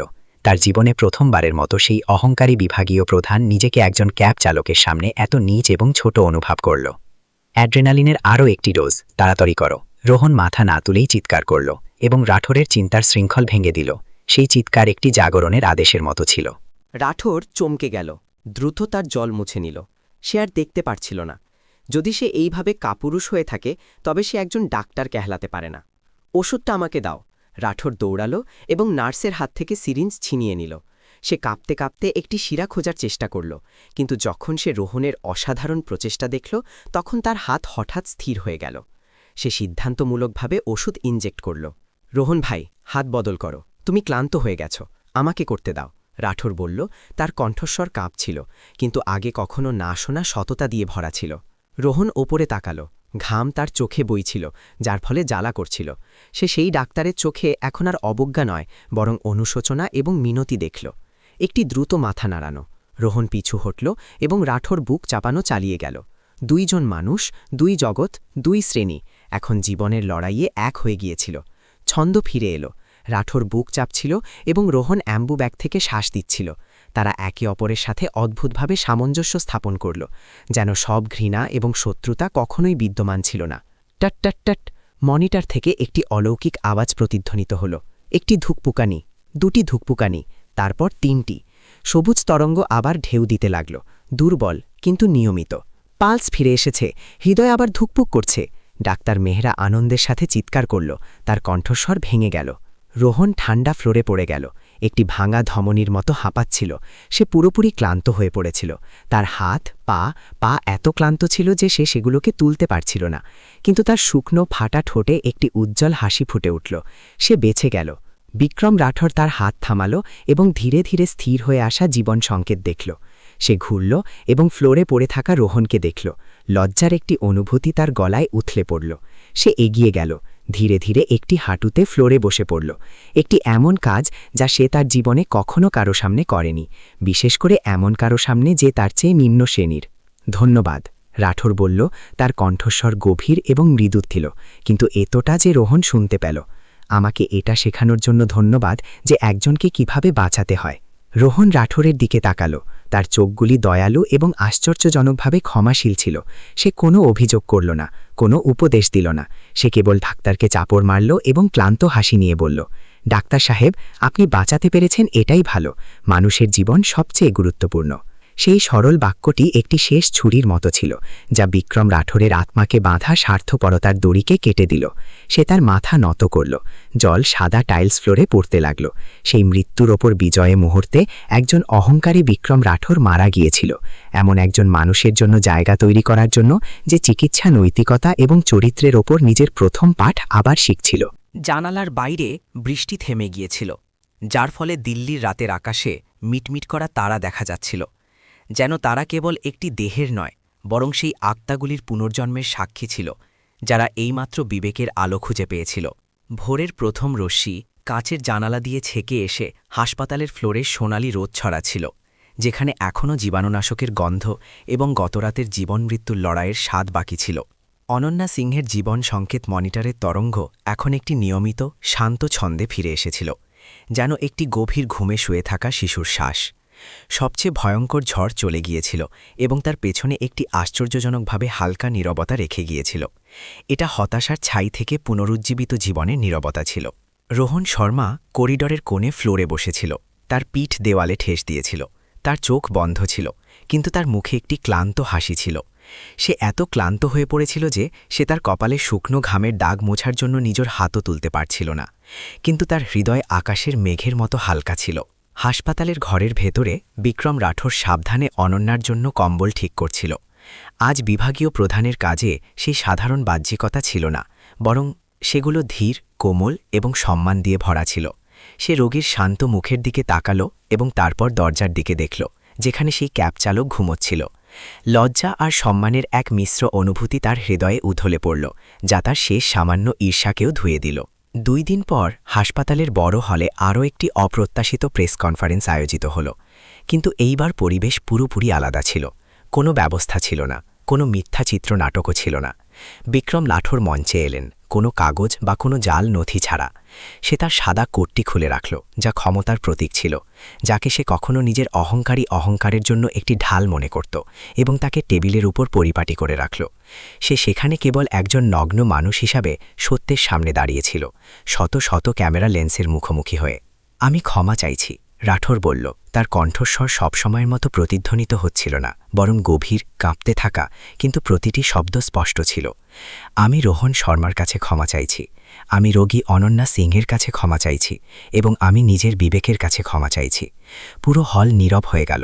লোকেরা সেই সোনালি হাতের ডাক্তারের প্রতিটি স্বীকারোক্তি শ্বাস আটকে শুনছিল। বিক্রম রাঠোর কিছুই লুকালো না। সে রোহনের প্রতি ঈর্ষা করার, মেডিকেল রেকর্ডে কারসাজি করার নির্দেশ দেওয়ার থেকে শুরু করে একজন ভালো মানুষের সম্মানকে কলঙ্কিত করার জন্য গুজব ছড়ানো পর্যন্ত পুরো সত্য বলল। সে স্বীকার করল যে রোহনের প্রাথমিক চিকিৎসা কৌশল একদম সঠিক ছিল এবং এটা তার নিঃস্বার্থ বীরত্ব ছিল যা অনন্যাকে বাঁচিয়েছিল। যখন সে একজন বিধিসম্মতভাবে প্রশিক্ষিত ডাক্তার প্রায় তাকে নিজের স্বার্থ দিয়ে মেরে ফেলেছিল। চিকিৎসা কেবল কৌশল নয়, চিকিৎসা মানবতা। এবং এই প্রথম পাঠে আমি রোহন শর্মার কাছে হেরে গেলাম, একজন ক্যাব চালক যার কাছে একজন সত্যিকারে চিকিৎসকের হৃদয় আছে। রাঠোর ছুকে তনাম করল এবং সেই ভঙ্গিতে লাইভ টেলিভিশন ক্যামেরার সামনে বেশ কিছুক্ষণ রইল। সেই ক্ষমা প্রার্থনা একটি আসল ভূমিকম্প নিয়ে এলো। সোশ্যাল মিডিয়ায় জনমতের ঢেউ নাটকীয়ভাবে উল্টে গেল। যে লোকেরা কখনো রোহনকে গালাগালি দিত, এখন তারা অনুশোচনা এবং প্রশংসা প্রকাশ করছিল। ক্ষমা চাইছি, ক্ষমা চাইছি শব্দ এবং হ্যাশট্যাগ সরি রোহন ভাই, রিয়েল হিরোয়ের মতো হ্যাশট্যাগ ফোরামে ভরে গেল। লোকেরা ভালো কাজের মূল্য নিয়ে আবার ভাবতে শুরু করল। এটা অনুভব করে যে দয়াশীলতা কখনো কখনো উজ্জ্বল পক্ষপাতিত্ব দ্বারা ঢাকা থাকতে পারে, কিন্তু এটা সবসময় আগুনে সোনার মতো স্থায়ী এবং উজ্জ্বল থাকে। রোহনের পরিবারও ন্যায় বিচার পেল। যে প্রতিবেশীরা আগে তার থেকে দূরে থাকত, এখন উপহার নিয়ে আসতে লাগল, প্রশংসা করতে লাগল। রোহনের স্ত্রী তার স্বামীর প্রশংসা করা মন্তব্যগুলি পড়তে পড়তে ফোন ধরেছিল এবং তার চোখে জল ছিল, অর্ধেক দুঃখ আর অর্ধেক খুশি। রোহন এখনও সেই একই ছিল। সে কেবল বিনয় সহকারে হাসত এবং যখন কেউ তাকে হিরো বলত তখন নিজের মাথা চুলকাত। তার জন্যে নিজের নির্দোষতা ফিরে পাওয়া, যাতে সে শান্তিতে নিজের ক্যাব চালিয়ে নিজের বাচ্চাদের পেট চালাতে পারে, যে কোনো ফাঁকা উপাধি থেকে বেশি গুরুত্বপূর্ণ ছিল। শরৎকালের এক সন্ধ্যার শেষে যখন সোনালি রোদ হাসপাতালের বাগানে মধুর মতো বর্ষণ করছিল, অনন্যা একটি হুইল চেয়ারে বসেছিল, যাকে একজন নার্স বাতাস খাওয়ার জন্যে বাইরে ঠেলছিল। সে পুরোপুরি জ্ঞান ফিরে পেয়েছিল। তার মুখ এখন গোলাপি হয়ে উঠেছিল। সে নার্সকে দূরে চলে যেতে ইশারা করল এবং যখন সে একটি পরিচিত ছায়াকে ইতস্তত করতে করতে আসতে দেখল, তখন একটি ব্যক্তিগত স্থান ছেড়ে দিল। রোহন শর্মা একটি নতুন পরিষ্কার শার্ট পরেছিল, যা তার স্ত্রী আগের রাতে ইস্ত্রি করেছিল। তার হাতে একটি গ্রামীণ ফলের ঝুড়ি ছিল, কিছু সবুজ, রুক্ষ কামলা, কিছু সুগন্ধি পেয়ারা। সে সেই বিলিয়নিয়ার মহিলার সামনে অদ্ভুতভাবে দাঁড়িয়েছিল। সেই হাত, যারা কখনো মৃত্যু থেকে জীবন ছিনিয়েছিল, এখন ঘাবড়ে গিয়েছিল যে সেগুলোকে কোথায় রাখবে। নমস্তে, নমস্তে মিস সিং। রোহন তোতলালো। তার কণ্ঠে একটি গ্রামীণ সরলতা ছিল। আমি শুনলাম আপনি ভালো আছেন, তাই আমি দেখা করতে এলাম। কিছু গ্রামের ফল আছে, আশা করি আপনি মানা করবেন না। অনন্যা তার দিকে তাকালো। তার তীক্ষ্ণ ঠান্ডা চোখ এখন শরৎ ঋতুর পুকুরের জলের মতো নরম হয়ে গিয়েছিল। সে হাসল, একটি সত্যিকারের হাসি, ব্যবসার জগতে সামাজিক হাসি নয়, বরং একজন এমন মহিলার হাসি যে ঝড়ের পরে শান্তি খুঁজে পেয়েছিল। রোহনজি, সে ধীরে ধীরে তার নাম ডাকল এবং তাকে পাশের পাথরের বেঞ্চে বসার ইশারা করল। ধন্যবাদ, সব কিছুর জন্যে ধন্যবাদ। শুধু এই জীবনের জন্যে নয়, বরং আমাকে এটা দেখানোর জন্যে যে এই পৃথিবী এখনও এত সুন্দর হতে পারে। রোহন বসে গেল, তখনও একটি সম্মানজনক দূরত্ব বজায় রেখে। আপনি বেশি বলছেন, সেই পরিস্থিতিতে যে কেউ এটাই করত। না। অনন্যা ধীরে ধীরে তার মাথা নাড়াল। তার চোখ দূরে সেই গাছগুলির দিকে দেখছিল, যারা তাদের পাতা বদলাচ্ছিল। আমি সেখানে ভিড় করা লোকেদের মাঝখানে শুয়েছিলাম এবং আমি এই পৃথিবীর ঠান্ডা অনুভব করেছিলাম। কেবল আপনি আলাদা ছিলেন। আপনি জানেন, যখন আমি অজ্ঞান ছিলাম তখন আমি একটি খুব শক্তিশালী, খুব গরম স্পন্দন শুনতে পেতাম। ডাক্তার বলল যে এটা কৃত্রিম হৃদয়ের স্পন্দন ছিল, কিন্তু আমি জানি যে এটা আপনার হৃদয়ের স্পন্দন ছিল, যা আমার কাছে পৌঁছাচ্ছিল। সেই বাক্যটি দুজনের মাঝের পরিবেশকে শান্ত করে দিল, কিন্তু এটা বিব্রতকর ছিল না, বরং একটি গভীর সহানুভূতি ছিল। তারা নীরবতায় একে অপরের পাশে বসে রইল। বাতাসের সরসর আওয়াজ এবং পাখিদের কিচিরমিচির শুনছিল। কোনো আবেগপূর্ণ প্রেমের স্বীকারোক্তি ছিল না, কোনো অতিরিক্ত ঘনিষ্ঠ অঙ্গভঙ্গি ছিল না।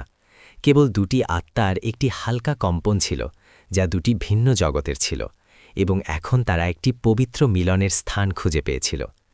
রোহন অনন্যার মুখের দিকে আর চোখে দেখল, এবং সে তাকে এখন সেই বিলাসবহুল গাড়িতে একজন দূরের রানীর মতো নয়, বরং একটি ছোট নাজুক মেয়ে হিসাবে দেখল, যে অনেক কিছু সহ্য করেছিল। এবং অনন্যা সেই সাধারণ মানুষটির মধ্যে একটি শক্তিশালী কাঁধ, একটি পূর্ণ সুরক্ষা দেখল, যাকে টাকা দিয়ে কখনোই কেনা যেতে পারে না। রোহনজি, অনন্যা হঠাৎ বলল, নীরবতা ভেঙে, আমি আপনাকে একটি খাবারের জন্য আমন্ত্রণ জানাতে চাই, শুধু একটি সাধারণ খাবার, ঠিক আছে? রোহন কিছুক্ষণ অবাক হয়ে রইল এবং তারপর হেসে উঠল, একটি এমন হাসি যা তার কঠোর মুখকে আলোকিত করল। কেন নয় ম্যাডাম, কিন্তু আমার পক্ষ থেকে। আমি একটি খুব ভালো ছোলে ভাটুরার দোকান জানি, আমার বাড়ির পাশেই। শুধু ভয় হচ্ছে যে আপনার অভ্যেস হবে না। আমার অভ্যেস হয়ে যাবে, অনন্যা দ্রুত উত্তর দিল, তার চোখ আনন্দে জ্বলছিল। শুধু যেখানে মনুষ্যত্ব আছে আমার সব জায়গার অভ্যেস হয়ে যাবে। সন্ধ্যের রোদ ধীরে ধীরে ঢলছিল, কিন্তু তাদের হৃদয়ে একটি নতুন সকাল হচ্ছিল, একটি শুদ্ধ অনুভূতি, কোনো লাভ বা গণনা ছাড়া ঘটনাগুলির শুকনো জমি থেকে অঙ্কুরিত হচ্ছিল। এটা এখনও প্রেম ছিল না, কিন্তু এটা প্রেমের চেয়েও বেশি সুন্দর ছিল। এটা একটি গভীর বন্ধুত্ব ছিল, একটি অনুগ্রহ ছিল। দুইজনের মধ্যে একটি ভাগ্যযুক্ত সম্পর্ক ছিল, যারা মৃত্যুর দরজা থেকে একসাথে পেরিয়ে এসেছিল, যাতে জীবনের মূল্যকে আরও বেশি উপলব্ধি করতে পারে। ক্যাব চালক হিরো এবং বিলিয়নিয়ার মহিলার গল্প খবরের কাগজে শেষ হয়ে গিয়েছিল, কিন্তু সাধারণ সুখের একটি নতুন অধ্যায় প্রতিদিনের জীবনের মাঝে লেখা হচ্ছিল, যা ভারতের মানুষের মতোই সরল এবং উষ্ণ ছিল।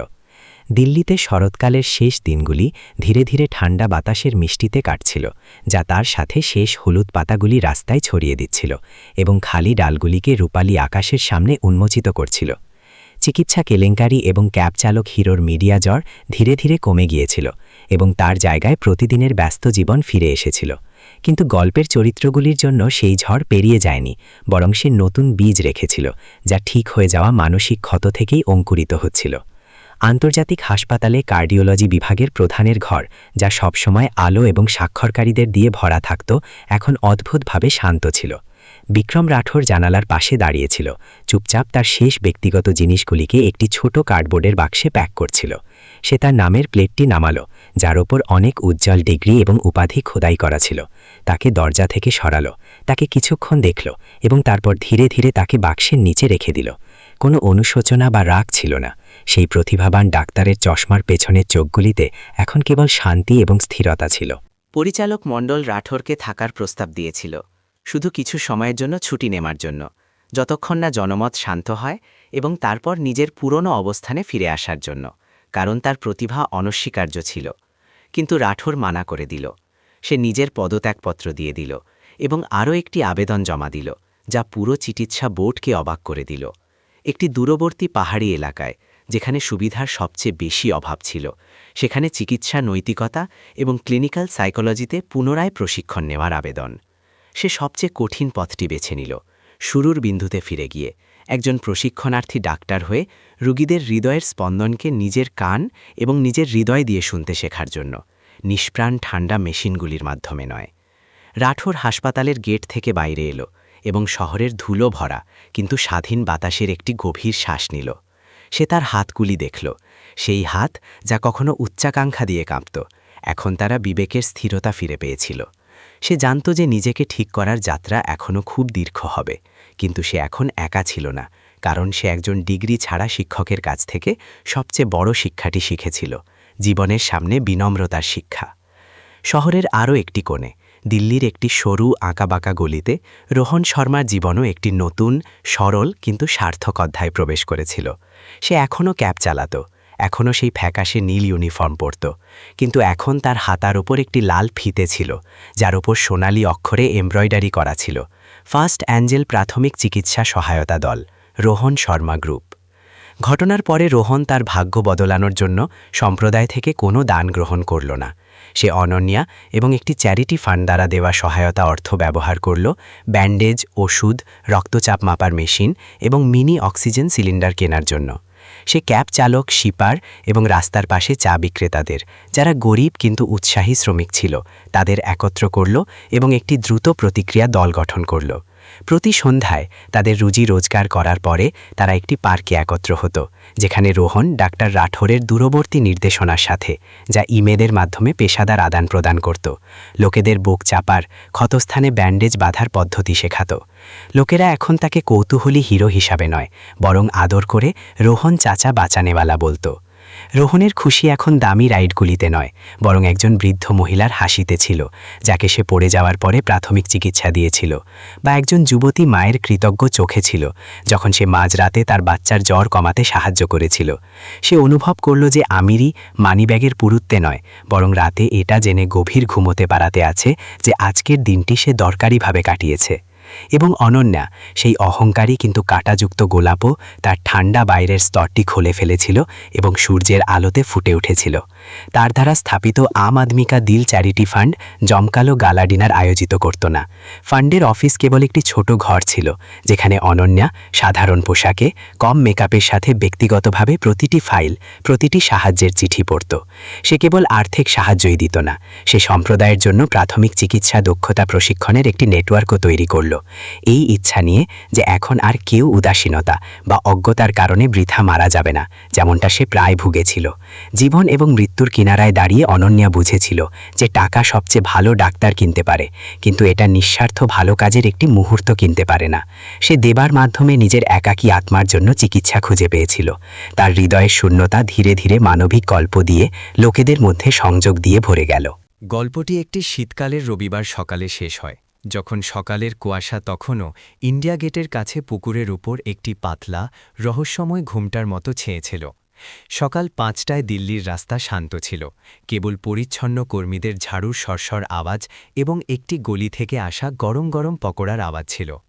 অনন্যার বিলাসবহুল বাংলোর গেটের সামনে একটি পুরনো হন্ডা ড্রিম মোটরসাইকেল, যার পরিচিত ফটফট আওয়াজ ছিল, এসে থামল। রোহন একটি ফ্যাকাশে রঙের উইন্ডশিটার জ্যাকেটে নিজের হেলমেট নামালো, নিজের জটপাকানো চুল সামলালো এবং বিনয় সহকারে হাসতে হাসতে অপেক্ষা করতে লাগল। ভারী লোহার গেট খুলল, কিন্তু একটি বিলাসবহুল গাড়ি বেরোল না, বরং অনন্যা হেঁটে বাইরে এলো। আজ সে স্যুট পরেনি, না উঁচু হিলের জুতো। সে একটি ক্রিম রঙের টর্টেলনেক সোয়েটার, সাধারণ জিন্স এবং সাদা স্নিকার্স পরেছিল। সে তার সাধারণ শক্তিশালী চেয়ারপারসনের ছবি থেকে খুব ছোট এবং নরম লাগছিল। সে রোহনের কাছে এলো, একজন পুরনো বন্ধুর মতো স্বাভাবিকভাবে। নমস্তে রোহনজি, আজ আপনি তাড়াতাড়ি এসেছেন। অনন্যা হাসল, তার শ্বাস শীতের ঠান্ডায় একটি পাতলা কুয়াশা তৈরি করল। তাড়াতাড়ি এলেই চাঁদনি চকের আসল কচুরি পাওয়া যায় ম্যাডাম, দেরি হলে শেষ হয়ে যায়। রোহন হেসে উত্তর দিল এবং পিছনের সিট পরিষ্কার করল। বসুন ম্যাডাম, আমার বাইকটা একটু অ্যাব্রোখ্যাব্রো, দয়া করে সহ্য করে নেবেন। অনন্যা কোনো ইতস্তত না করে সেই পুরনো মোটরসাইকেলের পিছনের সিটে বসে গেল, যেখানে ফোমের গদি কিছু জায়গায় ফেটে গিয়েছিল, যা রোহন আনাড়িপনা দিয়ে সেলাই করেছিল। সে তার হাত হালকা করে তার জ্যাকেটের কিনারায় রাখল, সেই পরিশ্রমী মানুষটির শক্তিশালী পিঠ থেকে বেরোহা সরল উষ্ণতা অনুভব করল। মোটরসাইকেল স্টার্ট হলো এবং সকালের কুয়াশায় বেরিয়ে পড়ল, শহরের শান্তিপূর্ণ স্রোতে মিশে গেল। তারা পুরনো শ্যাওলা লাগা গলি দিয়ে গেল, তারা সেই পুরনো লোহার সেতু দিয়ে গেল যা যমুনা নদীর ওপর ছড়িয়েছিল। নদীর বাতাস তাদের মুখে ধাক্কা দিল, ঠান্ডা কিন্তু আশ্চর্যজনকভাবে তাজা। অনন্যা তার চোখ বন্ধ করল, तार बुके गहरी सांस नीलो। पृथ्वी और आकाश का गंध, नदी के बीच के खेत से आने वाले खड़ के गंध और स्वतंत्रता का गंध। कोई धनी गरीब का फर्क नहीं था, कोई सामाजिक अवस्था नहीं थी। সেই পুরনো মোটরসাইকেলে কেবল দুজন লোক थे, যারা একটি ঝড় থেকে পেরিয়ে এসেছিল, যাতে এই বিশাল পৃথিবীতে একে অপরকে খুঁজে পেতে পারে। রোহনজি, অনন্যা ধীরে ধীরে বলল। তার কণ্ঠস্বর বাতাসে হারিয়ে গেল, কিন্তু রোহন তবু স্পষ্টরূপে শুনল। আমাকে আবার জীবন দেওয়ার জন্য ধন্যবাদ। শুধু হৃদয়ের স্পন্দন ফিরিয়ে আনার জন্য নয়, বরং আমাকে এটা শেখানোর জন্য যে একটি সার্থক জীবন কিভাবে বাঁচতে হয়। রোহন হাসল, একটি উজ্জ্বল হাসি যা দিগন্তে এইমাত্র ওঠা সোনালি সূর্যের সাথে মিশে গেল। আপনি বেশি বলছেন, আমার আপনার ধন্যবাদ করা উচিত। আপনার কারণে আমি জানতে পারলাম যে আমি অকেজ নই, যে আমার মতো একজন ক্যাব চালকও এই শহরকে আরও কিছুটা সুন্দর বানাতে পারে। তারা রাস্তার পাশে একটি ছোলে ভাটুরার দোকানে থামল। ছোট প্লাস্টিকের চেয়ারে বসে গরম গরম ধোয়া ওঠা ছোলে ভাটুরে খাচ্ছিল। তাদের চারপাশে সাধারণ শ্রমিক, সকালে হাঁটতে আসা বয়স্ক এবং পরিচিত হাসি ঠাট্টার আওয়াজ ছিল। অনন্যা রোহনকে দেখল এবং তারপর সেই শহরকে দেখল যা দুর্দান্ত সকালের আলোতে জেগে উঠছিল। তার দিল্লি আগে থেকে কোথাও বেশি সুন্দর লাগল। সেই সৌন্দর্য আকাশচুম্বী অট্টালিকা বা উজ্জ্বল নিয়ন আলোতে ছিল না, বরং রোহনের মতো সাধারণ লোকেদের মধ্যে ছিল। সেই লোক যারা চুপচাপ প্রতিটি গলি কোণে ভালো কাজের ছোট ছোট মাশাল জ্বালাচ্ছিল। এবং এইভাবে গল্পটি শেষ হয়ে গেল। কিন্তু তার প্রতিধ্বনি সকালের ঘণ্টার মতো সবসময় প্রতিধ্বনিত হতে থাকবে, যে পক্ষপাতিত্ব দয়াশীলতাকে মারতে পারে, কিন্তু সত্যিকারের ভালো কাজ, তা যতই ছোট আর শান্ত হোক না কেন, সবসময় প্রতিটি ক্ষত পূরণ করার, প্রতিটি শ্রেণীকে জোড়ার এবং পুরো শহরকে আলোকিত করার ক্ষমতা রাখে, যা সাধারণ জিনিসগুলিকে ব্যস্ত জীবনের মাঝে অসাধারণ করে তোলে। ক্যাব চালক রোহন শর্মা এবং বিলিয়নিয়ার অনন্যা সিংয়ের এই ঝড়ো কিন্তু অত্যন্ত উষ্ণ গল্পটিকে শেষ করে আমরা একটি সরল কিন্তু গভীর সত্য অনুভব করি। এই ঝলমলে শহরে সবচেয়ে দামি জিনিস সুপার কার, ভিলা বা ঝলমলে প্রতিপত্তি নয়, বরং মনুষ্যত্ব। রোহনের তেল গ্রিসে মাখা হাতগুলি এটা প্রমাণ করে দিল যে হিরোকে কেপ পরার দরকার নেই। তারা একটি ফ্যাকাশে ওলা ইউনিফর্ম পরতে পারে এবং প্রতিদিন আমাদের পাশে দেখা দিতে পারে। ভালো কাজ ধনী গরিবের ভেদ করে না। এটা একমাত্র সুতো যা আমাদের একে অপরের কাছে আনতে পারে, সকল পক্ষপাতিত্বকে পার করতে পারে এবং আমাদের আত্মার গভীর ক্ষত পূরণ করতে পারে। যদি আপনি এই সুখকর শেষ দিয়ে আপনার হৃদয়ে একটি কম্পন অনুভব করেন, তবে এই ইতিবাচক শক্তি ছড়িয়ে দিন। আপনি কি বিশ্বাস করেন যে কর্মের নিয়ম সবসময় বিদ্যমান থাকে এবং ভালো লোকেরা নিশ্চিতভাবে পুরস্কৃত হবে? আপনার মতামত দিন এবং নিচে মন্তব্যে আপনার শহরের নাম বলতে ভুলবেন না, যাতে আমরা পুরো ভারতে ভালো হৃদয়গুলিকে জড়তে পারি। বন্ধুরা, আপনারা সবাই এটা কোথা থেকে দেখছেন আমাদের মন্তব্যে অবশ্যই জানান। আপনার এই গল্পটি কেমন লাগলো? আমরা ঈশ্বরের কাছে প্রার্থনা করি যে আপনারা সবাই সবসময় সুরক্ষিত এবং শান্তিপূর্ণ থাকুন। যদি আপনার কাছেও এমন কোনো আকর্ষণীয় গল্প থাকে, তবে তাকে আমাদের সবার সাথে অবশ্যই ভাগ করুন, যাতে আমরা সবাই তাকে শুনতে পারি।